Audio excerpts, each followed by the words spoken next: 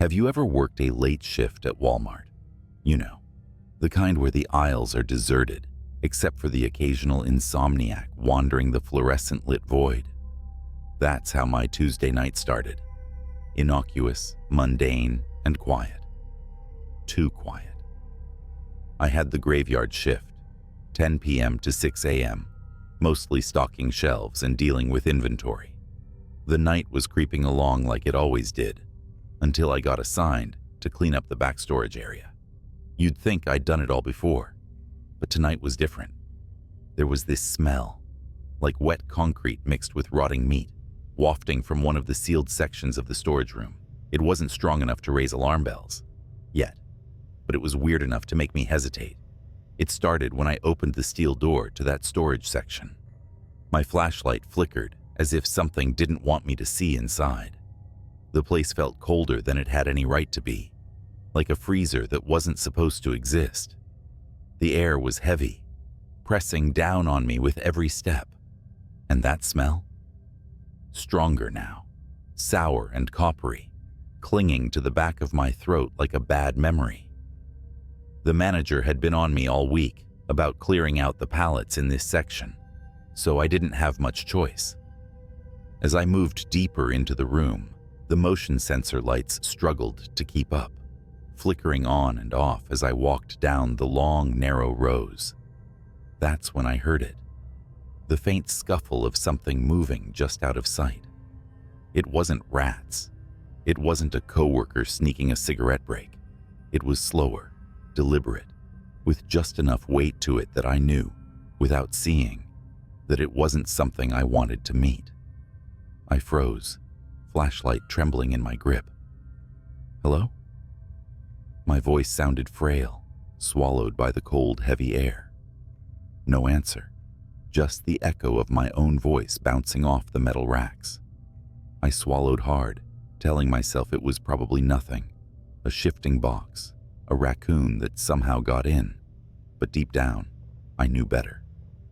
I forced my feet to move, each step a battle against the rising panic in my chest. The beam of my flashlight scanned the rows of pallets, catching nothing but stacks of merchandise, shrink-wrapped and dull under the weak light. Then, at the edge of the beam, something shifted, a shadow. It wasn't attached to anything I could see. "Who's there?" I called out, more forcefully this time. No answer, just the faint, rhythmic scuffling again. It was getting closer.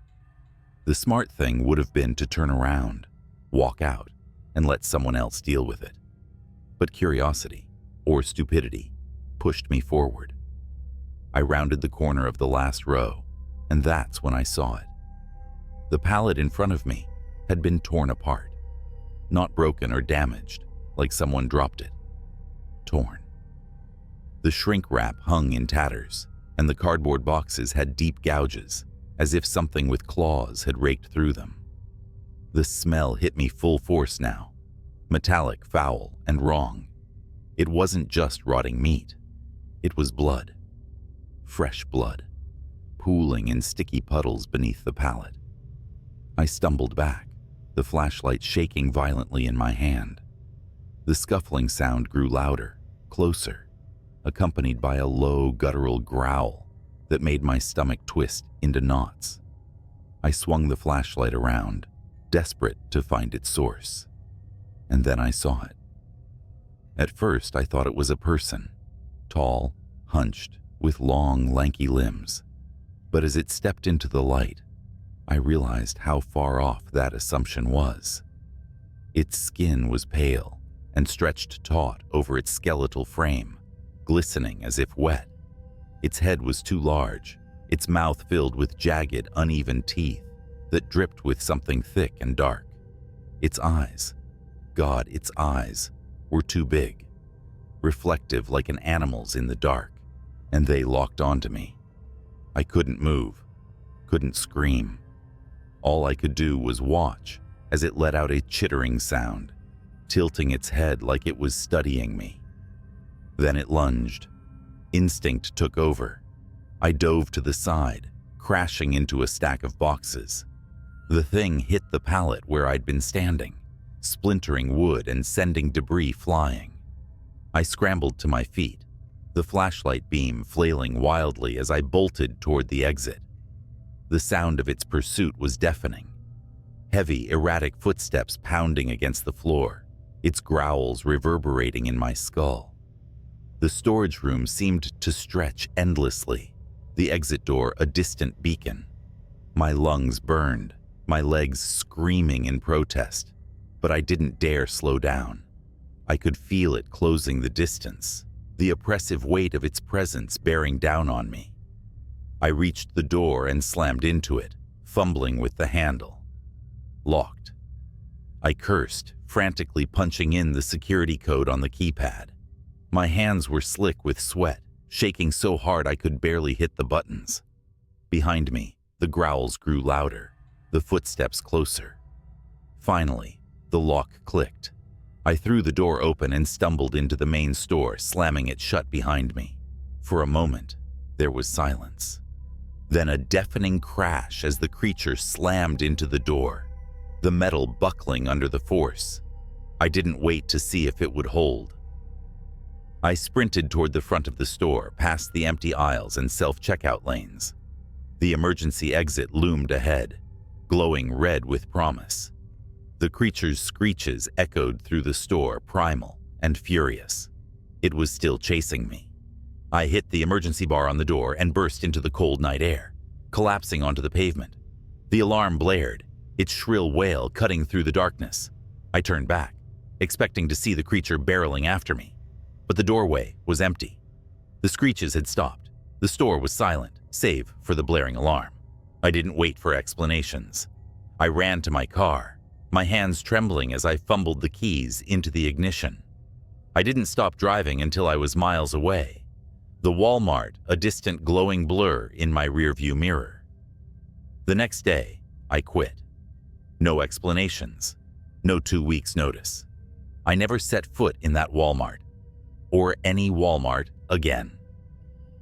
Sometimes, late at night, I hear that growl in the back of my mind, feel the weight of those eyes staring at me through the dark, and sometimes I wonder if it's still there, waiting. I was never one to believe in the paranormal. Ghosts, spirits, and all that otherworldly nonsense seemed like the kind of thing reserved for late-night TV or the dark corners of the internet. But that changed a month ago during my late shift at Walmart. It was the kind of shift where the silence felt too loud. Midnight to 8 a.m. A time when the store was eerily empty, except for the occasional insomniac wandering the aisles, staring vacantly at boxes of cereal, or debating the necessity of a second throw blanket. I liked the quiet, usually. But that night was different. The first sign something was wrong came around 2:13 a.m. The store's automatic doors swished open, but no one came in. At first, I thought it was just the wind triggering the sensors, though there wasn't a draft to speak of. I walked over to the doors to check, the fluorescent lights overhead buzzing like angry insects, and peered into the dark parking lot. It was empty, except for a single shopping cart standing dead center in the lot, facing the store.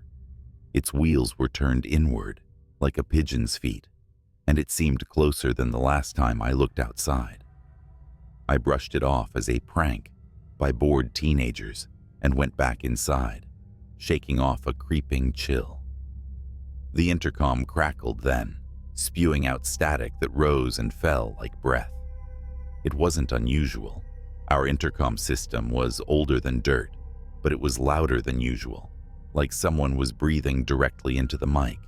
And then, faintly, I heard it. A whisper. 3 words. Don't go back. I froze under the flickering fluorescent lights, the whisper echoing in my head like it had been spoken directly into my ear. Don't go back. What did that mean? Back where? Back to the doors? Back to the parking lot? My skin prickled with goosebumps, and for the first time in years, I felt a pang of genuine fear. Forcing myself to shake it off, I turned back to the customer service desk where I'd left my drink. My fingers trembled as I reached for the soda cup, and that's when I saw it. Wet footprints on the tile floor, leading from the automatic doors into the store. They weren't there earlier, and they definitely weren't mine. The prints were small, like those of a child, but oddly spaced, like whoever left them was limping or dragging one foot. My instincts told me to call out, to see if someone needed help, but my gut screamed otherwise. I stayed quiet, following the trail instead. They led me down aisle 5, where the canned goods were stacked neatly on the shelves. The air felt heavier there, colder, as if the temperature had dropped several degrees. I turned the corner and stopped dead in my tracks. There, in the middle of the aisle, was a shopping cart. It wasn't just any cart. It was the same one from the parking lot. I was sure of it. The inward-turned wheels, the faint dent on the handle. But that wasn't what made my stomach churn. The cart was filled to the brim with something wet. Raw meat, chunks of it, piled high and leaking pinkish fluid onto the tile below. The smell hit me a second later, the sickly sweet stench of rot and copper that made my eyes water. Then the intercom crackled again, louder this time. "Don't go back," the voice repeated, harsher now, almost frantic. "Don't go back." A loud crash erupted behind me, and I spun around, my heart pounding. One of the shelves had toppled over, spilling cans of soup across the floor, and standing just beyond the mess was a figure. It was small, a child, maybe 8 or 9 years old, but its face was wrong, too pale, too featureless, like someone had erased it with an eraser. Its head tilted slowly to one side as if it were studying me. I couldn't breathe, couldn't move. The thing raised a hand, thin and spindly like a doll's, and pointed toward the exit. "Don't go back," it whispered. That was all the encouragement I needed. I bolted, leaving my drink, the meat-filled cart, and that faceless child behind. My feet pounded against the tile as I raced for the stockroom in the back, desperate to find another exit. But as I turned the corner, I skidded to a stop. The automatic doors were in front of me again. It was impossible. I had run in the opposite direction, through multiple aisles, yet here I was, standing in front of those same swishing doors. And beyond them, in the parking lot, the shopping cart had moved closer. It was just outside the entrance now, rocking slightly, though there was no wind. A shadow moved inside the cart. Something was in it, something alive. The intercom blared once more, but this time, it wasn't a whisper. It was a scream. "Don't go back." The lights flickered violently, and I felt a presence behind me, a cold, heavy weight that pressed against my back like a lead blanket. I didn't dare turn around. Instead, I lunged forward, slamming into the automatic doors as they struggled to part quickly enough. I didn't stop running until I was in my car, the engine roaring to life. As I sped out of the lot, I glanced in the rearview mirror one last time. The cart was empty now, but something stood beside it. The child, its faceless head tilted at me as I drove away, its hand still raised, pointing not at the store this time, but at me. I quit that job the next morning and never set foot in another Walmart. I don't know what I saw that night, and I don't want to know. All I know is that sometimes, when I pass a parking lot late at night, I see a shopping cart sitting alone, facing me, its wheels turned inward, and I keep driving. Have you ever been inside a Walmart past midnight? It's not just empty aisles and forgotten clearance racks. It's something else entirely. The kind of silence that wraps around you like a heavy blanket, muting your senses until every tiny sound feels sharp enough to cut. It started on a Friday night. I was desperate, the kind of desperate that only an empty fridge and an impending weekend could conjure. I was living alone at the time, so midnight runs weren't uncommon. But that night, stepping into the fluorescent glow of the Walmart Supercenter, something felt off. It wasn't the usual off-putting sensation of emptiness. No, this felt deliberate, like the air itself was waiting for something. The automatic doors shuddered as they closed behind me, their groan unusually loud in the vast quiet. A lone cashier sat at a register, her face down, absorbed in her phone. Otherwise, the place seemed deserted. I grabbed a cart, its wheels squealing as I pushed it forward. For some reason, the sound reverberated like I'd just entered a cavern, not a grocery store. That's when I noticed it. The aisles seemed too long, the shelves stretching further than I remembered. My steps echoed in a way that made me glance over my shoulder, expecting to see someone. There was no one there. I told myself I was being ridiculous, but the feeling only grew stronger. Every so often I'd catch a flicker of movement out of the corner of my eye, just a shadow slipping between the racks. I convinced myself it was nothing, probably some employee restocking shelves. Still, I made a mental note to grab my things quickly and get out. When I reached the frozen food section, the fluorescent light above me started flickering. A cliché, I know. But this wasn't like in the movies where the flicker stops after a few seconds. It persisted, casting stuttering shadows across the freezer doors. I stared at my reflection, distorted and fractured, in the glass. And then, I saw it. A face. It wasn't mine. Pale, gaunt, with hollowed eyes that seemed to drip into black voids. It blinked once, and the reflection vanished. I stumbled back, crashing into the cart. My heart was racing, each beat pounding in my ears like a drum. The overhead speakers crackled suddenly, the silence breaking as a warped voice came through. "Attention shoppers, the store is now closed. Please make your way to the nearest exit." The message repeated. The voice was wrong, though. Distorted. Too deep to be human. I looked at my phone. It was 1:12 a.m. Walmart. Didn't close at night. This time, the voice added something new. A sinister snarl curled around the last words. "Before it finds you." The message cut out, leaving only the hum of the freezers and my own ragged breaths. I clutched the cart like it could save me, the metal trembling in my grip. My mind screamed to run, but my legs wouldn't cooperate. Then from somewhere deep in the labyrinth of aisles, I heard it. A scraping noise, metal against tile. Slow, deliberate, and growing closer. I abandoned the cart, bolting for the front of the store. My sneakers slapped against the floor, and the sound felt deafening. As I passed the clothing section, something caught my eye. Movement, but not from me. A mannequin shifted its head. I froze. It turned fully to face me, its plastic hands twitching unnaturally. Then, like a puppet with invisible strings, it took a halting step forward, its stiff limbs creaking. "That's not real. It can't be real," I whispered, as if saying it aloud would make it true. But it kept coming, its blank, featureless face locked on me.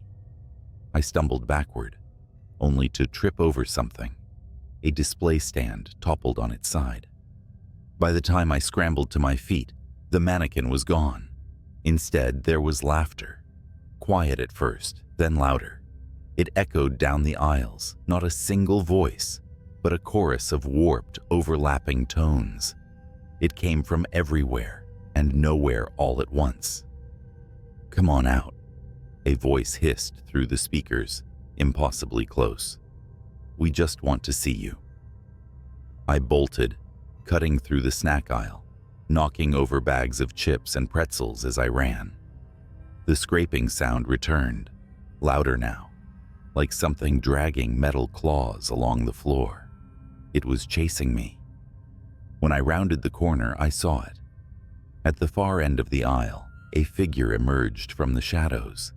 It was hunched, its limbs unnaturally long and thin, with skin that seemed stretched too tight over its bones. Its head cocked at an impossible angle, and its mouth split open in a wide, toothy grin. It wasn't running, but it didn't need to. Each step it took covered too much ground, its eyes glowing faintly, locked onto mine as it reached out with a clawed hand. Nope, nope, nope. The words tumbled out of me as I turned and sprinted toward the nearest emergency exit. The air felt thicker now, like something didn't want me to leave. My limbs felt heavy, and my vision blurred at the edges, but I pushed on. I slammed into the emergency door, and the alarm shrieked to life.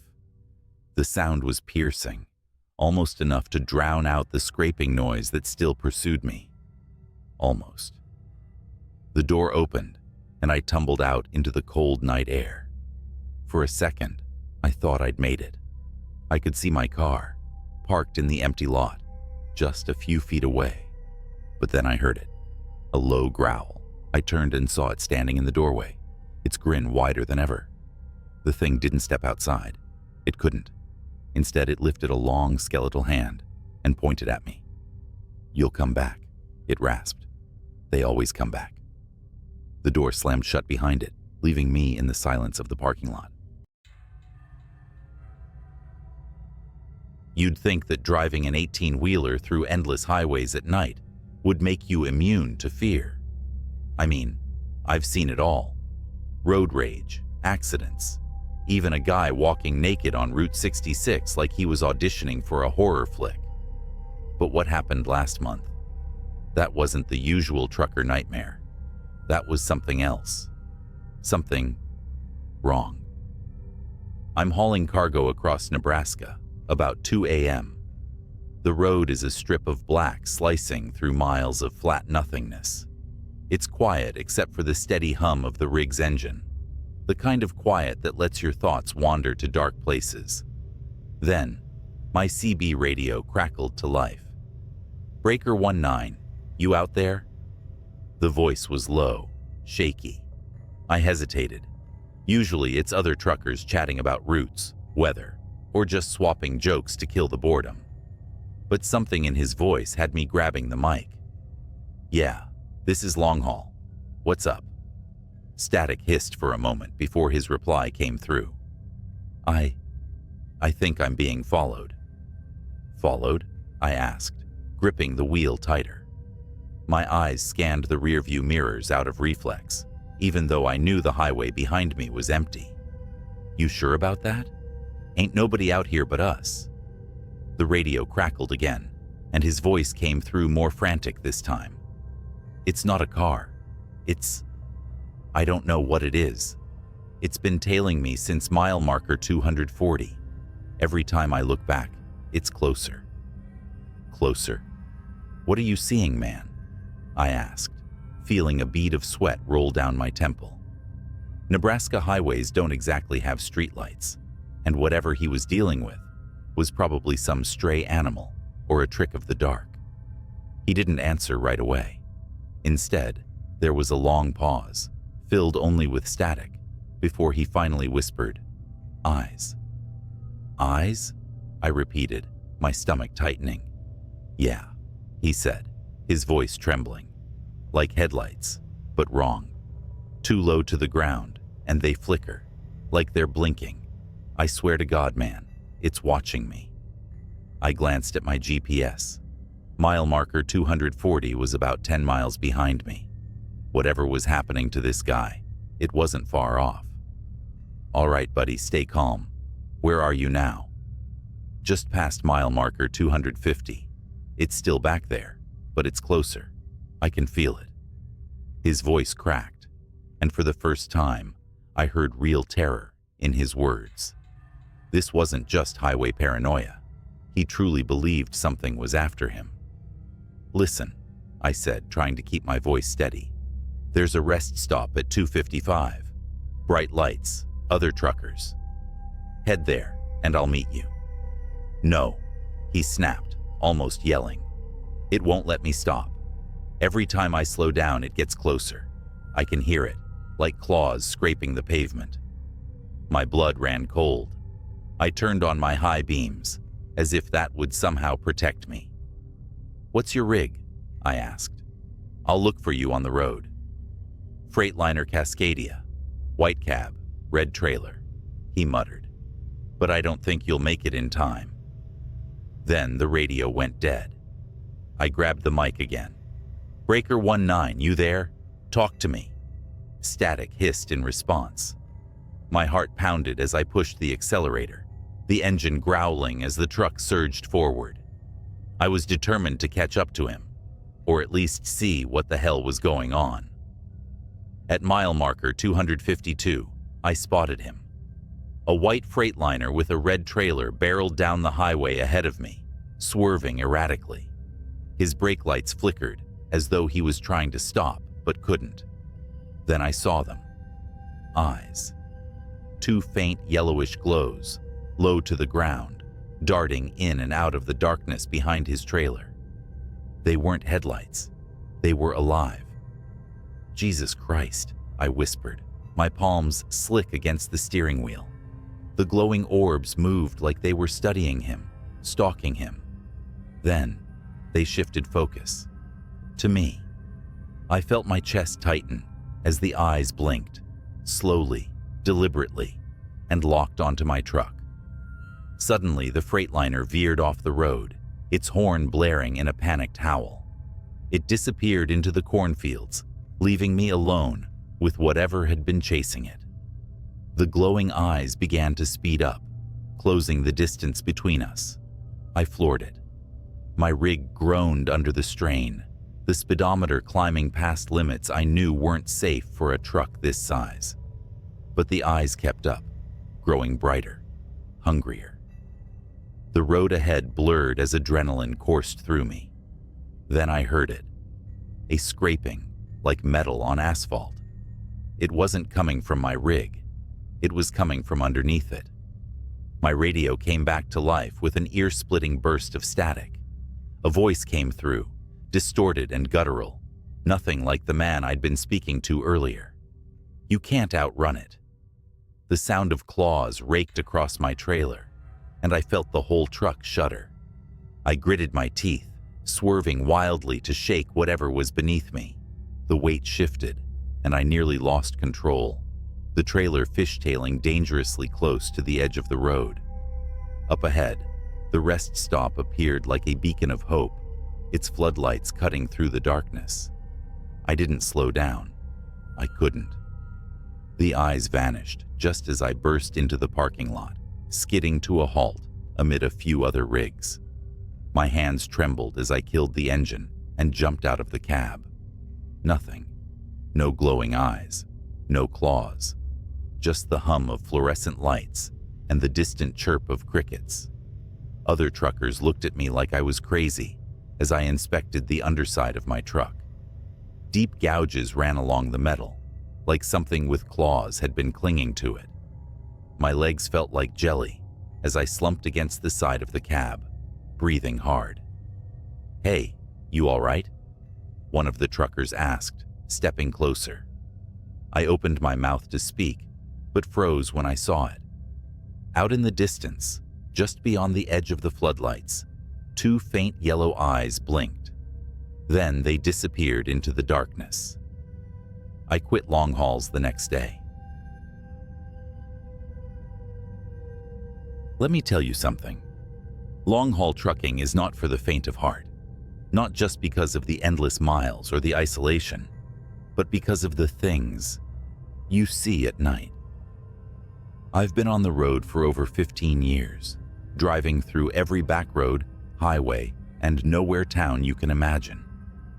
Nothing shakes me easily, but one night, one stretch of black asphalt made me question everything. It was a clear autumn night when I picked up a late delivery from a warehouse in Kentucky, heading west to Missouri.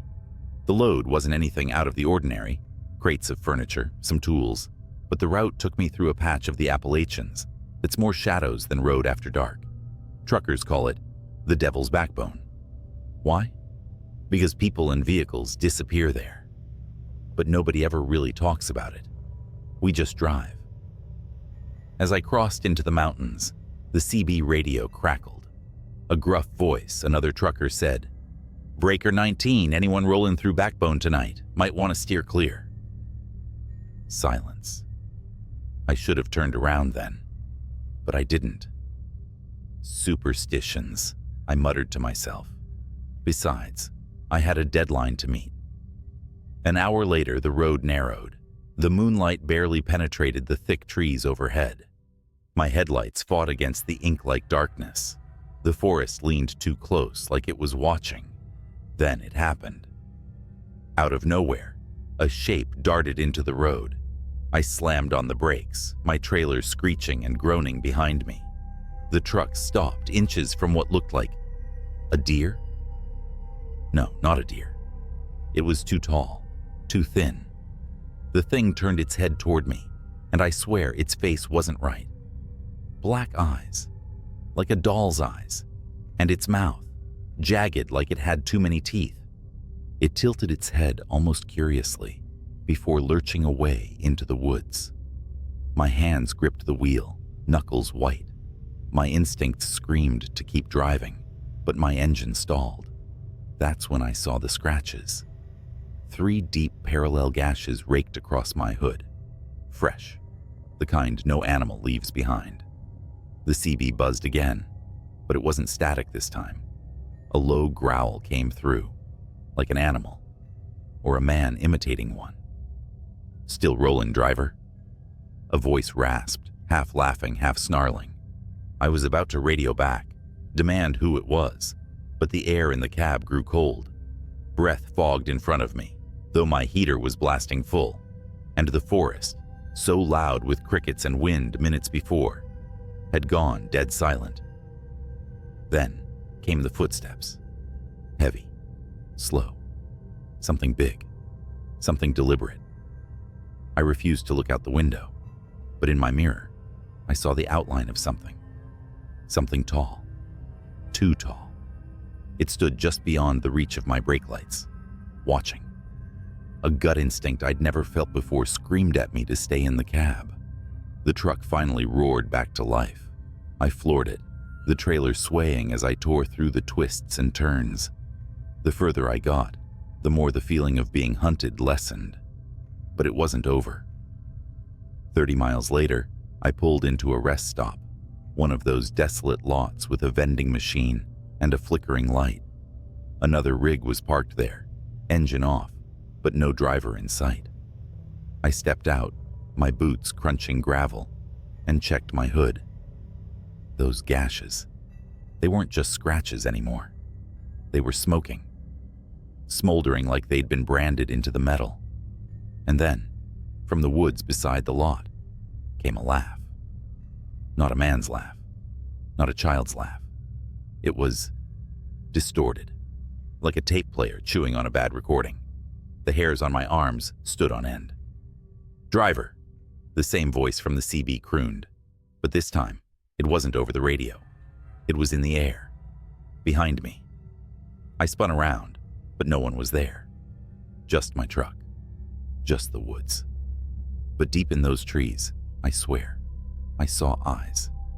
Not 2, dozens, blinking in unison. I didn't stay to find out what they belonged to. I climbed back into my rig, locked the doors, and drove until dawn. When I finally reached Missouri, the scratches on my hood were gone, replaced by pristine metal, like nothing had ever happened. But I know what I saw. And every time I pass through Appalachia, I see those same blinking eyes in my nightmares. If you're driving through the Devil's Backbone, keep your eyes forward, your windows shut, and don't stop for anything. A week passed, but the shadows of that night followed me. Truck stops felt quieter than usual, the roads darker, and the CB radio, even when silent, felt ominous. The scratches may have disappeared from my truck, but the memory of them burned in my mind. And then, the real nightmare began. My next haul was a routine trip, heading south toward Alabama. A midnight run. As always, I preferred driving at night. Less traffic, more peace. But peace was the last thing I found. It started with my GPS going haywire. One moment it showed a straight route. The next, my truck icon spun wildly, as if I'd veered off-road. I checked my map, recalibrated, and pushed on. That's when I noticed something. The mile markers weren't right. Each marker was different. One read 142, then the next said 666. I laughed it off, thinking I was seeing things. But the markers grew stranger. End. Turn back. And one that simply read run. The rational part of me fought to dismiss it. A prank, bad lighting, or exhaustion. But deep down, I knew better. And then I saw the rig. It was pulled over on the shoulder, headlights blazing. The truck looked abandoned, door swinging gently in the breeze. I slowed, radioing out of habit. Breaker 19, you need a hand, driver. Static. The closer I got, the more I noticed something wasn't right. The rig's cab was empty, but the trailer doors hung open, swaying like something or someone had forced them apart. What stopped me cold was the graffiti scrawled across the trailer in thick black letters. Nothing leaves. I slammed the accelerator. My rig roared forward, the abandoned truck disappearing in my mirror. About 10 minutes later, my CB crackled. You left something behind, driver. A voice whispered, raspy and wet, like someone speaking underwater. Who is this? I snapped, my voice shaking. Silence. Then another sound, a scraping, like nails on metal. My stomach dropped as I realized it wasn't coming from the CB. It was coming from the trailer. Whatever it was, it had hitched a ride. My headlights caught a curve in the road ahead, forcing me to slow down. The scraping grew louder, more frantic, as if whatever was back there knew I was easing up. I gripped the wheel, heart pounding, until I couldn't take it anymore. I pulled over, leaving the engine running, and grabbed my flashlight. As I stepped out, the night wrapped around me like a suffocating blanket. The air was heavy, too quiet. I circled to the rear of the trailer, every crunch of gravel under my boots echoing too loud. My flashlight beam trembled as I pointed it at the doors. Deep gouges raked across the metal, forming patterns. No, symbols. My hands were sweating, but I reached for the handle. The moment I unlatched it, the doors flew open, and someone lunged at me. I stumbled back, falling hard on the asphalt. It was a man, or what used to be one. His skin was gray and stretched taut, his eyes sunken, but blazing with a sickly yellow light. His mouth twisted into an inhuman grin as he crawled toward me, on all fours, faster than any human should. I scrambled back, yelling, "Stay the hell away!" But he didn't stop. His movements were jerky, like a puppet on strings, and his grin widened impossibly as he reached out. That's when I heard it. The sound of tires screeching, a horn blaring, and then the crunch of impact. Another truck coming around the bend had plowed into the figure, throwing it into the ditch. I staggered to my feet, breathing hard, as the driver of the other rig jumped out. "You okay?" he asked, looking me over. I pointed to the ditch, but when we checked, the thing was gone. Only a smear of dark, oily blood remained. We didn't talk much after that. The other driver offered to follow me to the nearest truck stop, and I didn't argue. The rest of the drive was uneventful, but the entire time, I felt those eyes on me, watching, waiting. When I reached the stop, I parked, climbed into the sleeper, and locked every door. I didn't sleep. I couldn't. Somewhere out there, in the vast darkness, that thing was still lurking. I never drove through the Devil's Backbone again, and I'll never forget the lesson I learned that night. Some roads aren't meant to be traveled. I glanced at the dashboard clock. 2:43 a.m. The highway was dead, a straight ribbon of asphalt vanishing into the darkness. My CB radio crackled faintly with static, the voices of distant truckers trading stories to stay awake. I adjusted my cap and yawned, the hum of my 18-wheeler lulling me into a dangerous sense of calm. Then, out of nowhere, a voice broke through the static. "Eastbound on I-70. Anyone else seeing this?" The voice was shaky, breathless, like someone who just ran a marathon. I grabbed the mic. "Eastbound here. What's going on?" Static swallowed his reply, but I heard enough to send chills down my spine. "Black semi.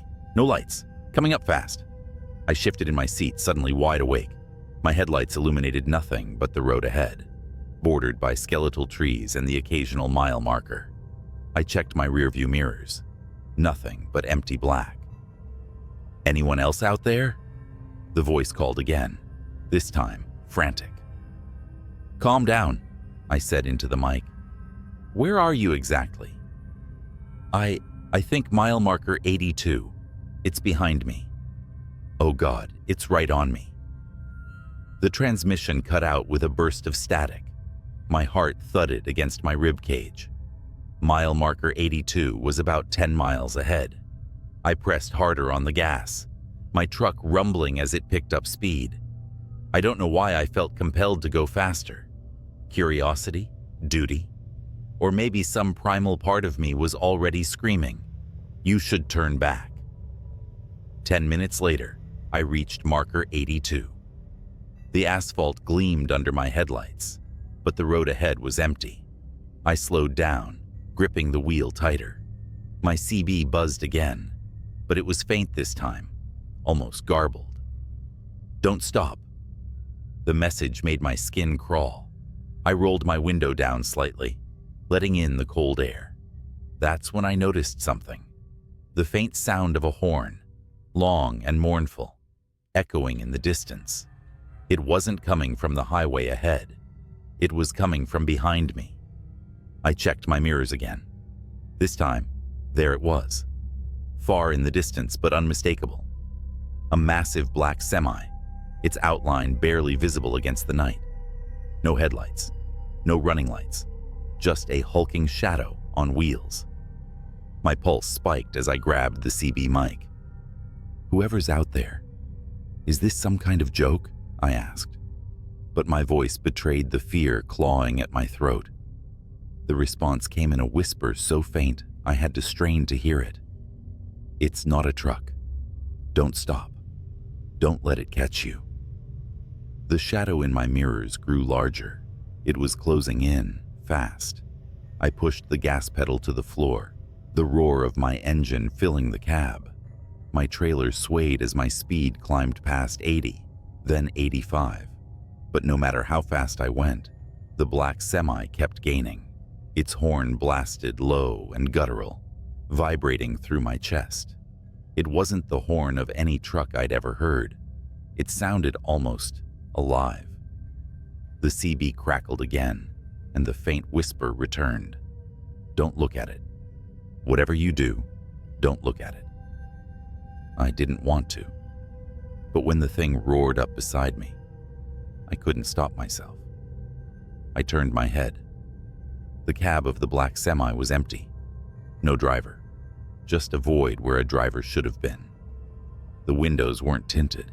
They were black holes, devouring the light of my headlights. The truck's grille was bent into a wicked snarl, like some kind of metal maw. I yanked my eyes back to the road and slammed the accelerator harder. My truck groaned under the strain. The black semi swerved, its shadowy mass brushing against my trailer. Sparks flew, lighting the darkness like fireworks. "Get off the highway," the CB hissed. There was an exit up ahead, barely lit by a single flickering lamp. Without thinking, I veered toward it, tires screeching as I took the turn too fast. My truck wobbled but held steady as I barreled down the narrow exit ramp and onto a deserted country road. For a moment, I thought I'd lost it. The road stretched out empty before me, flanked by fields of tall grass swaying in the wind. My shoulders sagged with relief. But then the horn sounded again, closer this time, and my blood ran cold. In my side mirror, I saw it. The black semi was following me off the highway. "Leave me alone," I shouted into the CB, but the static gave no reply. The road grew narrower, twisting and turning through the darkness. The black semi's headlights, no, the absence of headlights, loomed behind me, swallowing the faint glow of the moon. Up ahead I saw it, a bridge, old, rickety, and far too narrow for 2 trucks. I didn't slow down. If the thing wanted to take me out, it would have to follow me across. The bridge groaned as my truck rolled onto it. Wooden planks creaked and snapped under my weight. I made it halfway across before I heard a deafening crash behind me. I glanced in the mirror and saw the black semi barreling onto the bridge. Its sheer size was too much for the old structure. The wood splintered and the bridge began to collapse. I floored it, the edge of the bridge just a few yards away. The black semi's horn blared one last time, a guttural scream that sent chills down my spine. Then the bridge gave out entirely. I felt my rear tires hit solid ground, just as the rest of the bridge crumbled into the river below. I slammed on the brakes and skidded to a stop, my chest heaving. Behind me, the black semi disappeared into the churning water, its horn fading into silence. For a long time, I just sat there, staring at the empty road ahead. The CB crackled once more, a final whisper cutting through the static. "You made it, but it'll be back." I never took that route again. Hell, I've never driven at night since. Whatever that thing was, it wasn't a truck. And if it ever comes for you, don't stop. Don't look at it, just run. Any other. A dispatch about a disturbance on Lincoln Avenue. A rundown stretch of road I've driven 1,000 times. Routine, I thought. But nothing about that night would be routine. I'm an officer, and my job is to answer calls, no matter how bizarre they might sound. The caller reported screams, frantic footsteps, and what they described as shadows chasing shadows. Dispatch didn't think it sounded credible, but they sent me anyway. Pulling onto Lincoln Avenue at 3 a.m., I slowed to a crawl. The street was empty, the kind of silence that presses on your ears until you swear you're hearing whispers. My patrol car's headlights cut through the night, bouncing off the cracked windows of old shops and boarded-up buildings. Then I saw her, a woman sprinting down the middle of the street. She was barefoot, wearing a torn dress, her face twisted in sheer terror. I rolled down my window to call out to her, but before I could, she stopped dead in her tracks, her neck snapping around like she'd heard something I couldn't. She screamed, and that's when I saw it, something moving behind her. But there was nothing there, not at first. I jumped out of the car, flashlight in hand, and yelled for her to stop. She ran toward me, sobbing, begging for help. Her words were a jumbled mess, but I caught bits and pieces. "It's coming, invisible. It touched me." Suddenly, she was lifted off the ground. No hands, no wires, nothing. Just her body, rising like a marionette. Her feet dangled in the air as her screams turned to choking gasps. My instinct was to run to her, but my feet wouldn't move. It was like the air around me had turned solid. I could only watch as her body twisted unnaturally, her arms and legs contorting in directions they shouldn't go. Then, her head snapped. She fell to the pavement in a heap, lifeless. The silence returned, thick and heavy. My radio crackled with static, but no voices came through. I approached her cautiously, flashlight shaking in my grip. Her wide, glassy eyes stared up at me, mouth frozen, mid-scream. There were bruises around her neck. bruises that didn't look like they came from human hands. I called for backup, but deep down, I knew no one would believe what I just saw. As I waited, something caught my eye, a shimmer in the air, like heat waves rising off asphalt. It hovered where the woman had been lifted. My heart pounded as I reached for my gun. The shimmer moved toward me, slow and deliberate. I fired. The bullet hit something. The shimmer flared, twisting like a living thing in pain, then vanished. But the air didn't feel any lighter. Whatever was out there, I knew it wasn't gone. When backup arrived, I didn't tell them everything, just that I found her like that. The official report chalked it up to a hit and run, the case marked unsolved. But I couldn't let it go. That was the night I learned about the Tartarus Archive. But that's a story for another time. For now, just remember, not everything you see on Lincoln Avenue is real, and some things you don't see are more real than you'd like to believe. Weeks passed, but the image of that woman's body didn't leave me. Every night, I drove down Lincoln Avenue on my patrol, scanning for something, anything, to make sense of what happened. But the street stayed empty, a scar on the city's map. I became obsessed. I started digging through old police files, hoping for patterns. Reports of disappearances on Lincoln Avenue dated back decades.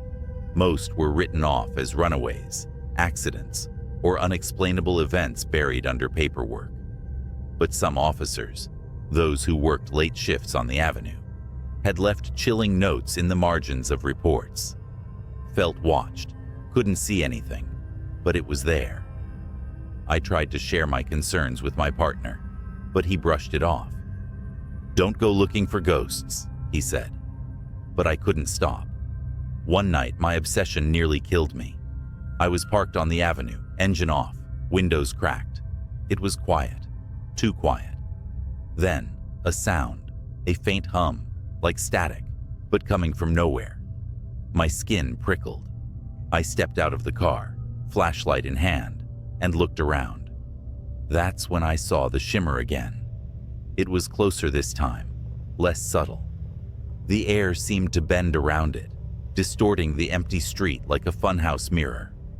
My gut screamed at me to get back in the car, but something about it was magnetic. Against all reason, I stepped closer. The shimmer moved. It was fast, darting down the street like a predator circling its prey. My flashlight flickered, then died. My gun felt useless in my holster. And then, I heard the whisper. "You shouldn't be here." It wasn't a voice, not exactly. It was in my head, but louder than my thoughts. I stumbled back, the whisper growing into a deafening roar. Shapes began to form in the shimmer, elongated limbs, hollow eyes, twisted mouths that didn't belong on any living creature. They flickered in and out of existence, like they couldn't fully cross into our reality. I ran. Back in the car, I threw it into drive and sped off. My radio crackled, voices cutting in and out.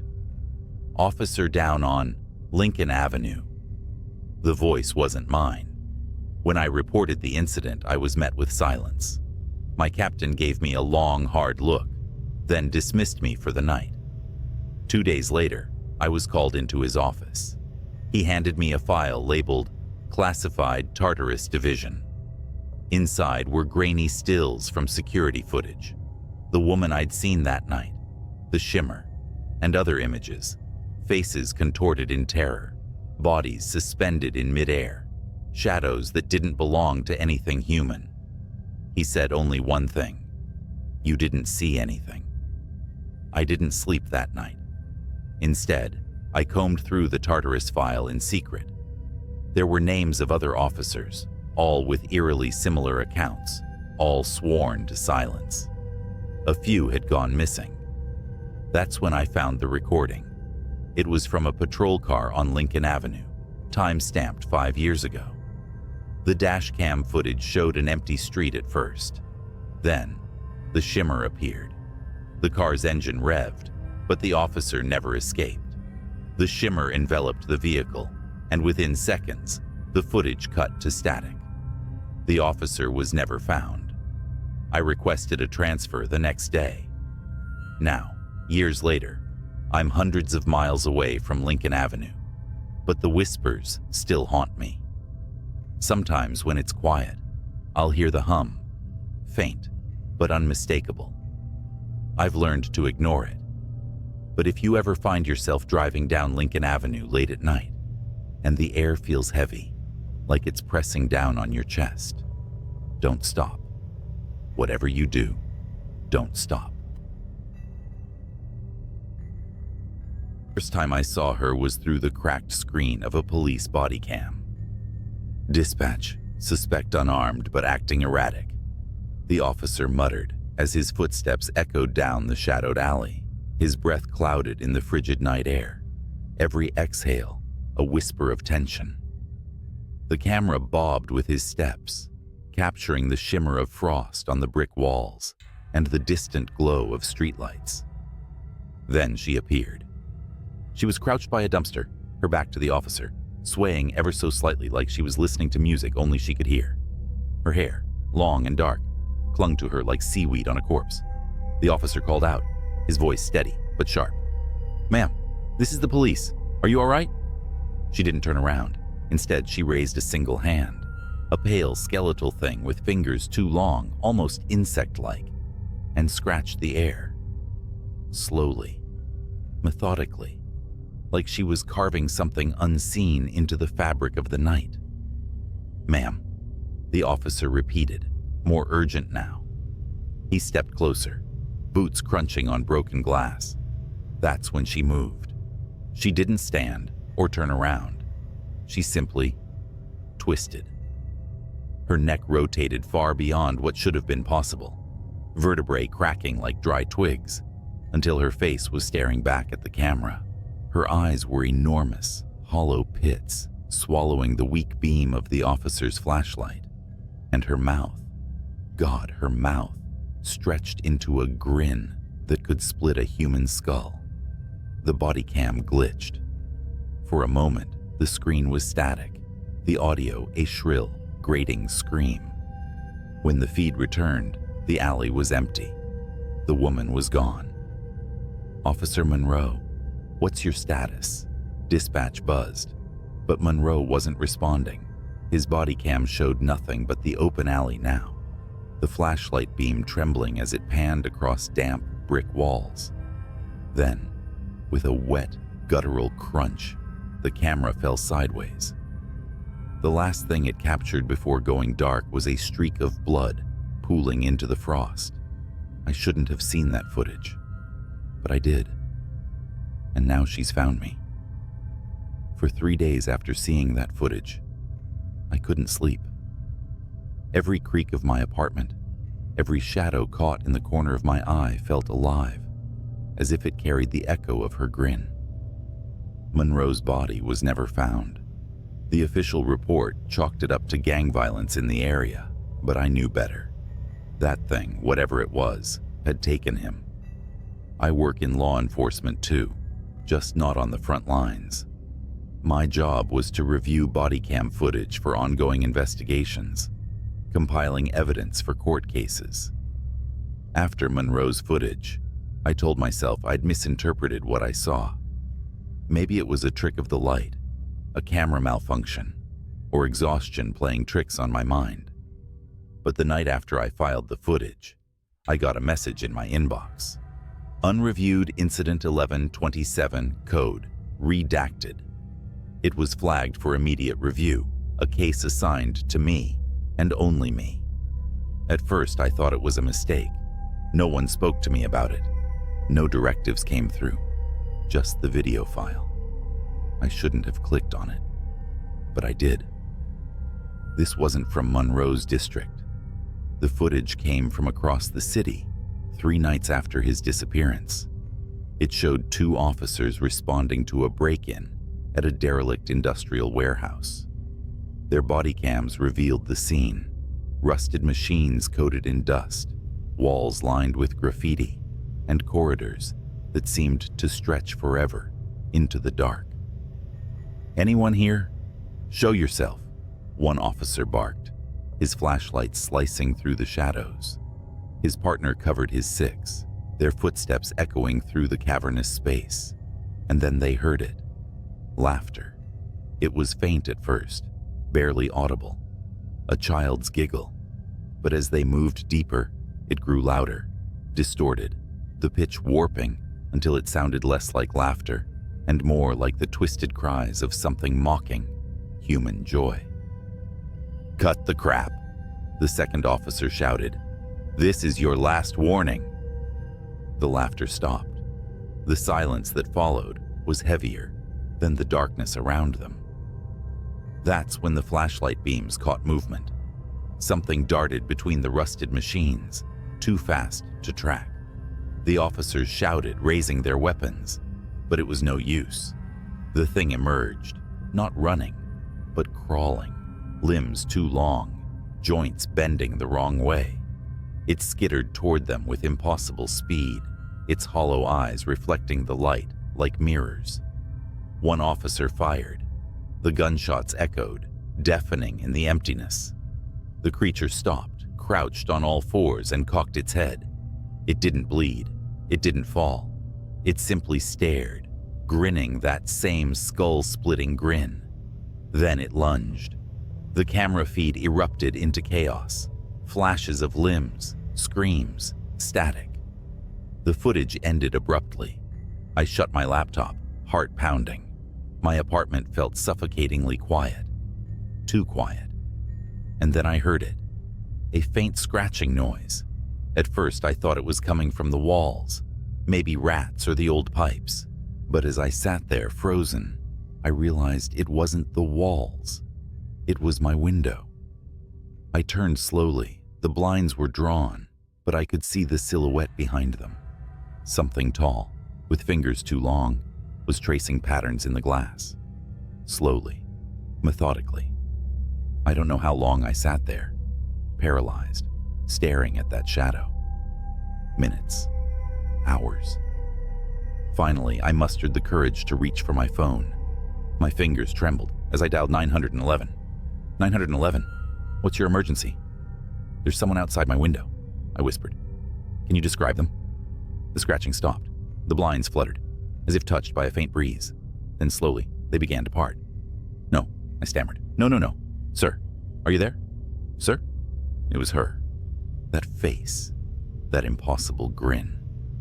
Her hollow eyes bore into mine as she pressed her palms flat against the glass, her nails scraping in a slow, deliberate rhythm. She leaned closer, her grin widening, until the corners of her mouth began to tear. I dropped the phone. I don't remember what happened next. One moment I was in my living room.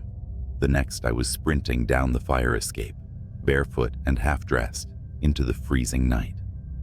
I didn't stop until I reached the nearest precinct, pounding on the doors like a lunatic. When they finally let me in, I tried to explain what I'd seen, but no one believed me. The footage from Monroe's body cam, gone. The unreviewed file, deleted from the system. They pulled up my personnel file and flagged me for mental health evaluation. I quit the next day. Now I'm writing this from a motel on the edge of town, lights blazing, a chair propped against the door. I don't think it'll matter. Wherever I go, she'll find me. If you're reading this and you work with police footage, take my advice. Don't click on anything marked redacted. And if you ever hear laughter in the dark, run. Don't look back, because no matter how fast you run, she'll be faster. It was just past midnight when my phone buzzed. The caller ID flashed restricted, but something about the timing felt off. I was home alone, sprawled on the couch with a half-empty beer and some late-night TV reruns. The sound of the phone ringing in the quiet room was like a scream. I hesitated but answered anyway. "Hello?" A voice, frantic and low, whispered, "Are you home? Lock your doors. Now." I froze, every muscle in my body tightening. "Who is this?" The line clicked dead. Normally I'd brush it off as a prank call or some weirdo, but the tone, that panicked edge, stuck with me. I stood up, every creak of the floor making me flinch, and went to the front door. It was already locked, but I double-checked. Windows, secure, back door, latched tight, satisfied.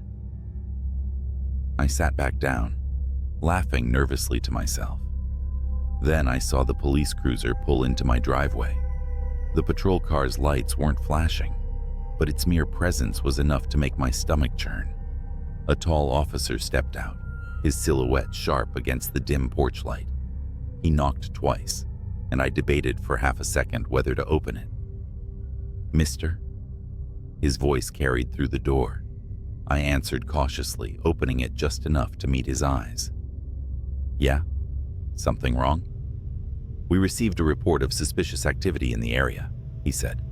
His voice was calm, almost rehearsed, but something in his eyes. It wasn't just concern. It was fear. "Have you seen or heard anything unusual tonight?" Well, I got a weird phone call a few minutes ago," I admitted. "Told me to lock my doors." The officer nodded, his hand resting lightly on his holstered gun. "May I come in?" Something in me screamed not to let him, but he was a cop. What else could I do? "Yeah, sure."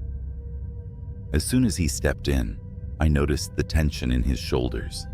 He was scanning the room like he expected someone or something to leap out at any moment. "What's this about?" I asked, trying to mask my growing unease. He hesitated, then motioned toward the living room. "Can we sit? I'll explain everything." We sat. He didn't take off his hat, didn't relax. Instead, he leaned forward, resting his elbows on his knees, and lowered his voice. "There's been an incident nearby. I need to ask. Have you noticed anything strange in the past week? People following you? Strange vehicles parked outside?" My heart skipped a beat. "No, nothing like that. What kind of incident are we talking about?" He glanced toward the window, then back at me. "A break-in. But it's more complicated than that. The suspect might still be in the area." I felt the weight of his words settle like a lead blanket. Before I could press for details, the police radio clipped to his shoulder crackled to life. "Unit 47, report. Suspect confirmed near Elm and 3rd. Proceed with caution. All units advised." The officer shot up, his hand immediately gripping his gun. "Stay here," he ordered. "Lock the door behind me. Don't answer for anyone but the police." And just like that, he was gone, the red and blue glow of his cruiser fading down the street. I locked the door as he instructed, but the silence that followed was unbearable. That's when I noticed something. The basement door. It was slightly ajar. I stared at the basement door, my pulse roaring in my ears. I was sure I had closed it earlier. Positive. Every nerve in my body screamed for me to call the officer back, but my phone sat uselessly on the coffee table. I wasn't even sure I could move. Then came the sound. A soft, deliberate creak, like someone shifting their weight on the wooden basement steps. I backed away instinctively, eyes locked on the gap, where the door hung slightly open. The living room suddenly felt suffocating. Every shadow stretched longer, every sound amplified. I grabbed the nearest thing resembling a weapon, a heavy floor lamp, and inched closer to the door. "Hello?" My voice barely broke a whisper. Idiotic. As if I wanted a reply. The silence was deafening. Then came a slow, scraping noise, like metal dragging against the wall. My heart felt like it was trying to escape my chest. "Look," I stammered. "I don't know who's down there, but the cops are already here. They're coming back any second." Nothing. And then, almost imperceptibly, I saw it. A flash of movement low to the ground, at the edge of the basement's shadows. I stepped back, holding the lamp like a bat, and shouted, "I'm armed.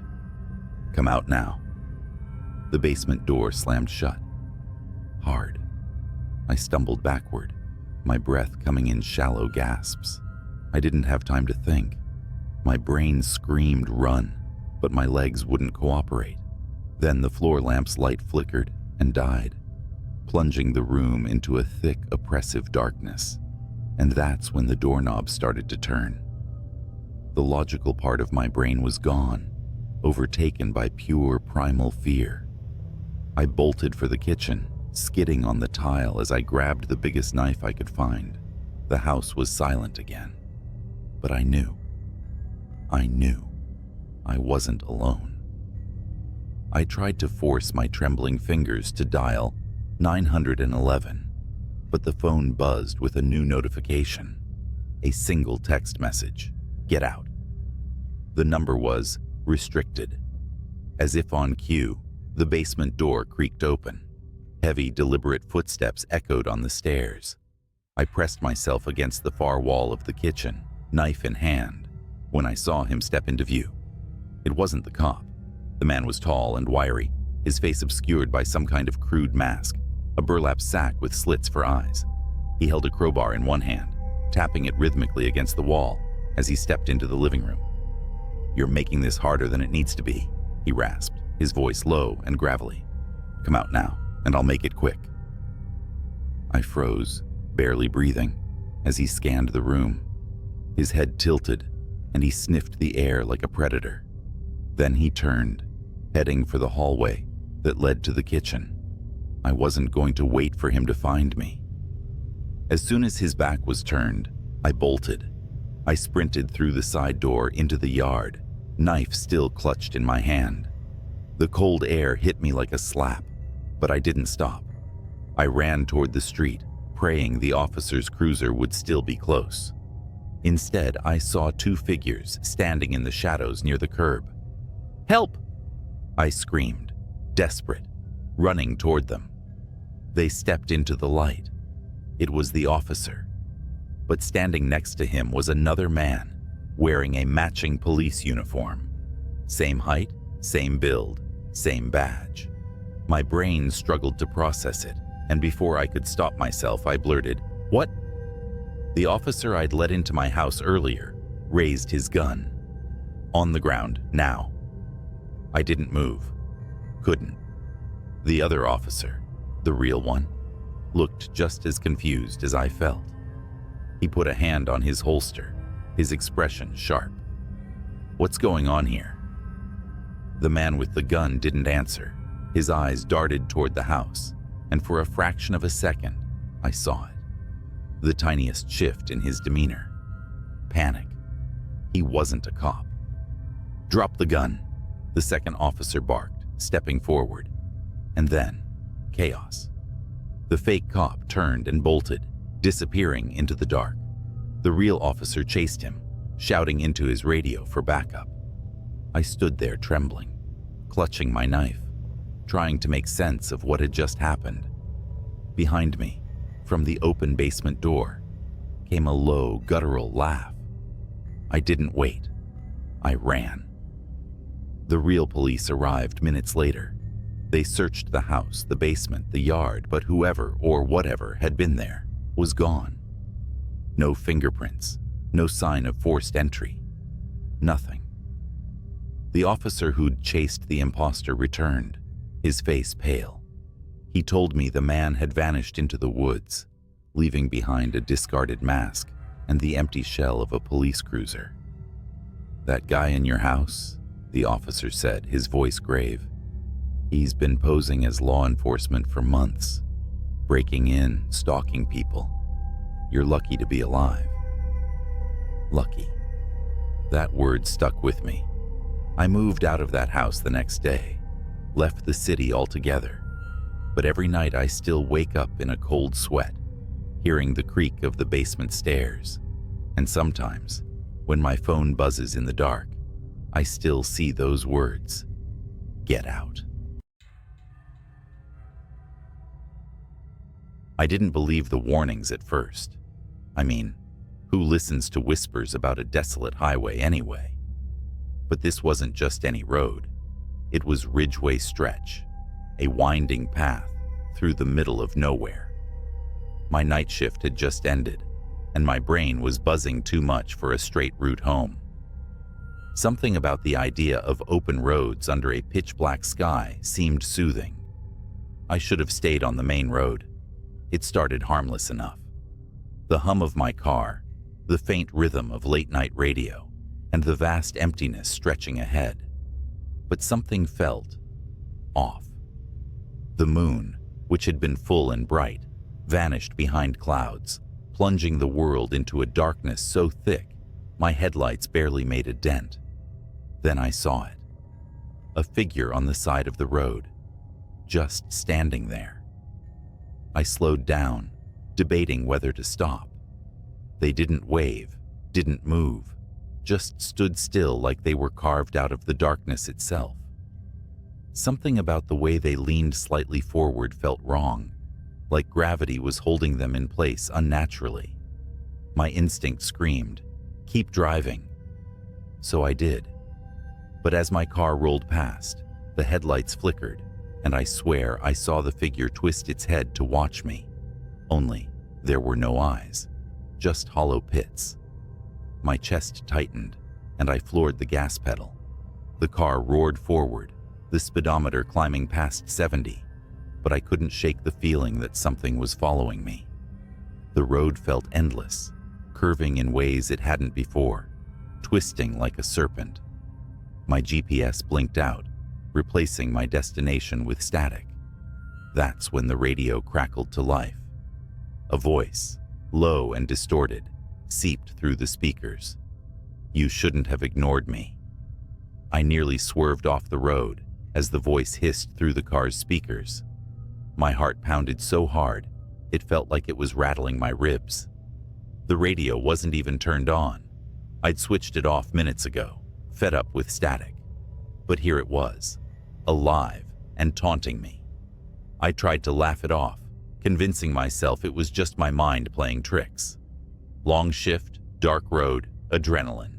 Classic ingredients for a good scare. That's all it was. At least, that's what I told myself until my headlights caught movement up ahead. Something darted across the road, low and fast, like an animal. I slammed the brakes hard, skidding to a stop. The silence afterward was deafening. My car idled in the middle of the stretch, headlights illuminating nothing but empty asphalt and the distant shimmer of mist. Then came the sound, a soft, rhythmic tapping. It wasn't coming from outside, it was coming from above. I froze, staring at the roof of the car. The tapping grew louder, sharper, like nails scratching at metal. My breath hitched as I glanced at the rearview mirror. The interior was pitch black, but for a moment, I thought I saw movement behind me, a subtle shift of a shadow that shouldn't have been there. Gripping the wheel tighter, I slammed the car into gear and sped off. The tapping stopped instantly, but the relief didn't last. My phone buzzed on the passenger seat. It was a text from a number I didn't recognize. Look in the mirror. I didn't want to. God help me, I didn't want to. But my eyes betrayed me, flickering up to the rear view. The shadow was back, but now it had form. A figure hunched low, its head almost brushing the roof. I couldn't make out its face, but I could feel it staring at me, the weight of its presence pressing down on my chest. "No," I whispered, shaking my head, as if denying it could make it disappear. My foot pressed harder on the gas. The engine whined, the car shuddering as it hit 90, then 100. The road narrowed, trees closing in like a tunnel, their branches clawing at the sides of my car. The figure didn't move. It just sat there, its presence growing heavier with each passing second. Then, in a voice that sounded like rusted metal scraping glass, it whispered, "You can't outrun it." I screamed, swerving wildly. The car clipped something, a signpost or maybe a guardrail, and spun out. Time slowed as the world flipped. Metal groaned, glass shattered, and for a horrifying moment, I thought I was going to die. But I didn't. When the car finally stopped rolling, I was upside down, hanging by the seatbelt. Blood dripped from a gash on my forehead, my breaths shallow and rapid. The silence was suffocating. I fumbled with the buckle, crashing down onto the cracked windshield. Every muscle in my body screamed as I crawled out of the wreckage. The night was eerily calm. My car lay in a mangled heap, steam hissing from the engine. The road was gone.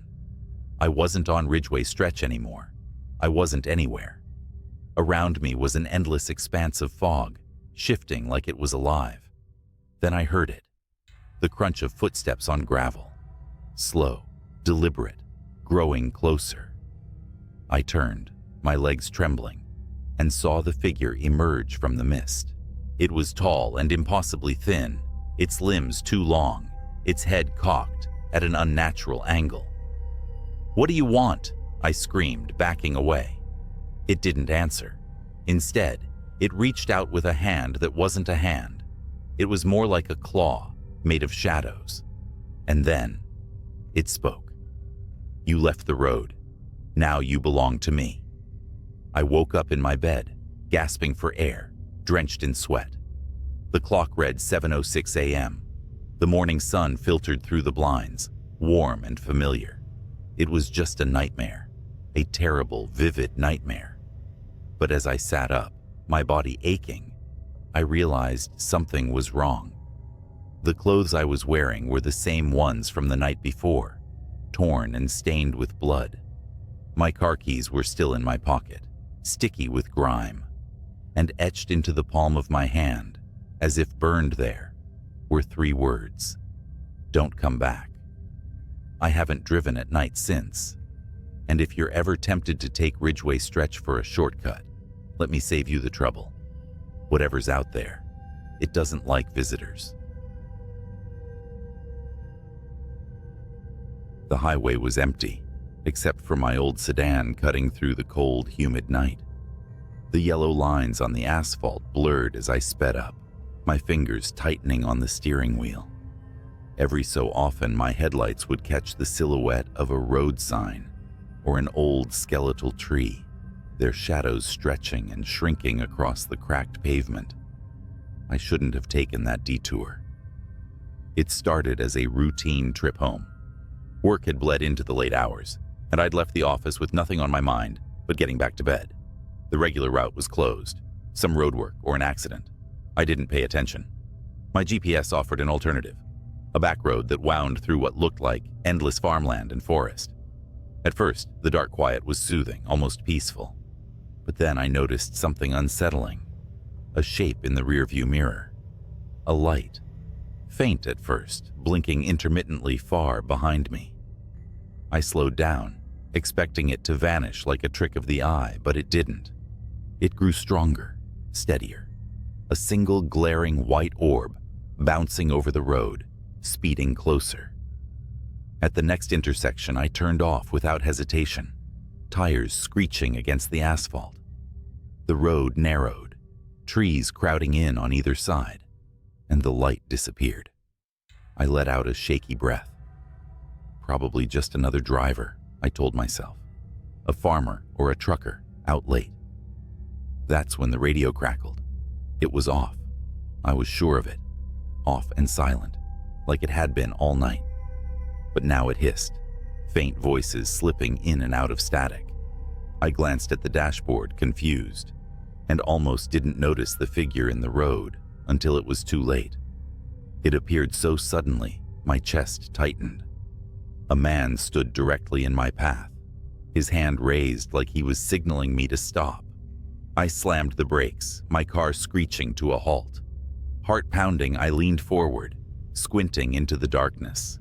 The man was pale, unnaturally so, his face hollow and his clothes rumpled. He didn't look homeless, though, or drunk, more like something misplaced. His lips moved, but I couldn't hear him. My gut told me to drive, but curiosity won. I cracked the window. "What are you doing out here?" I called, my voice shaking more than I liked. The man's lips stopped moving, his head tilted, neck bending in an unnatural angle.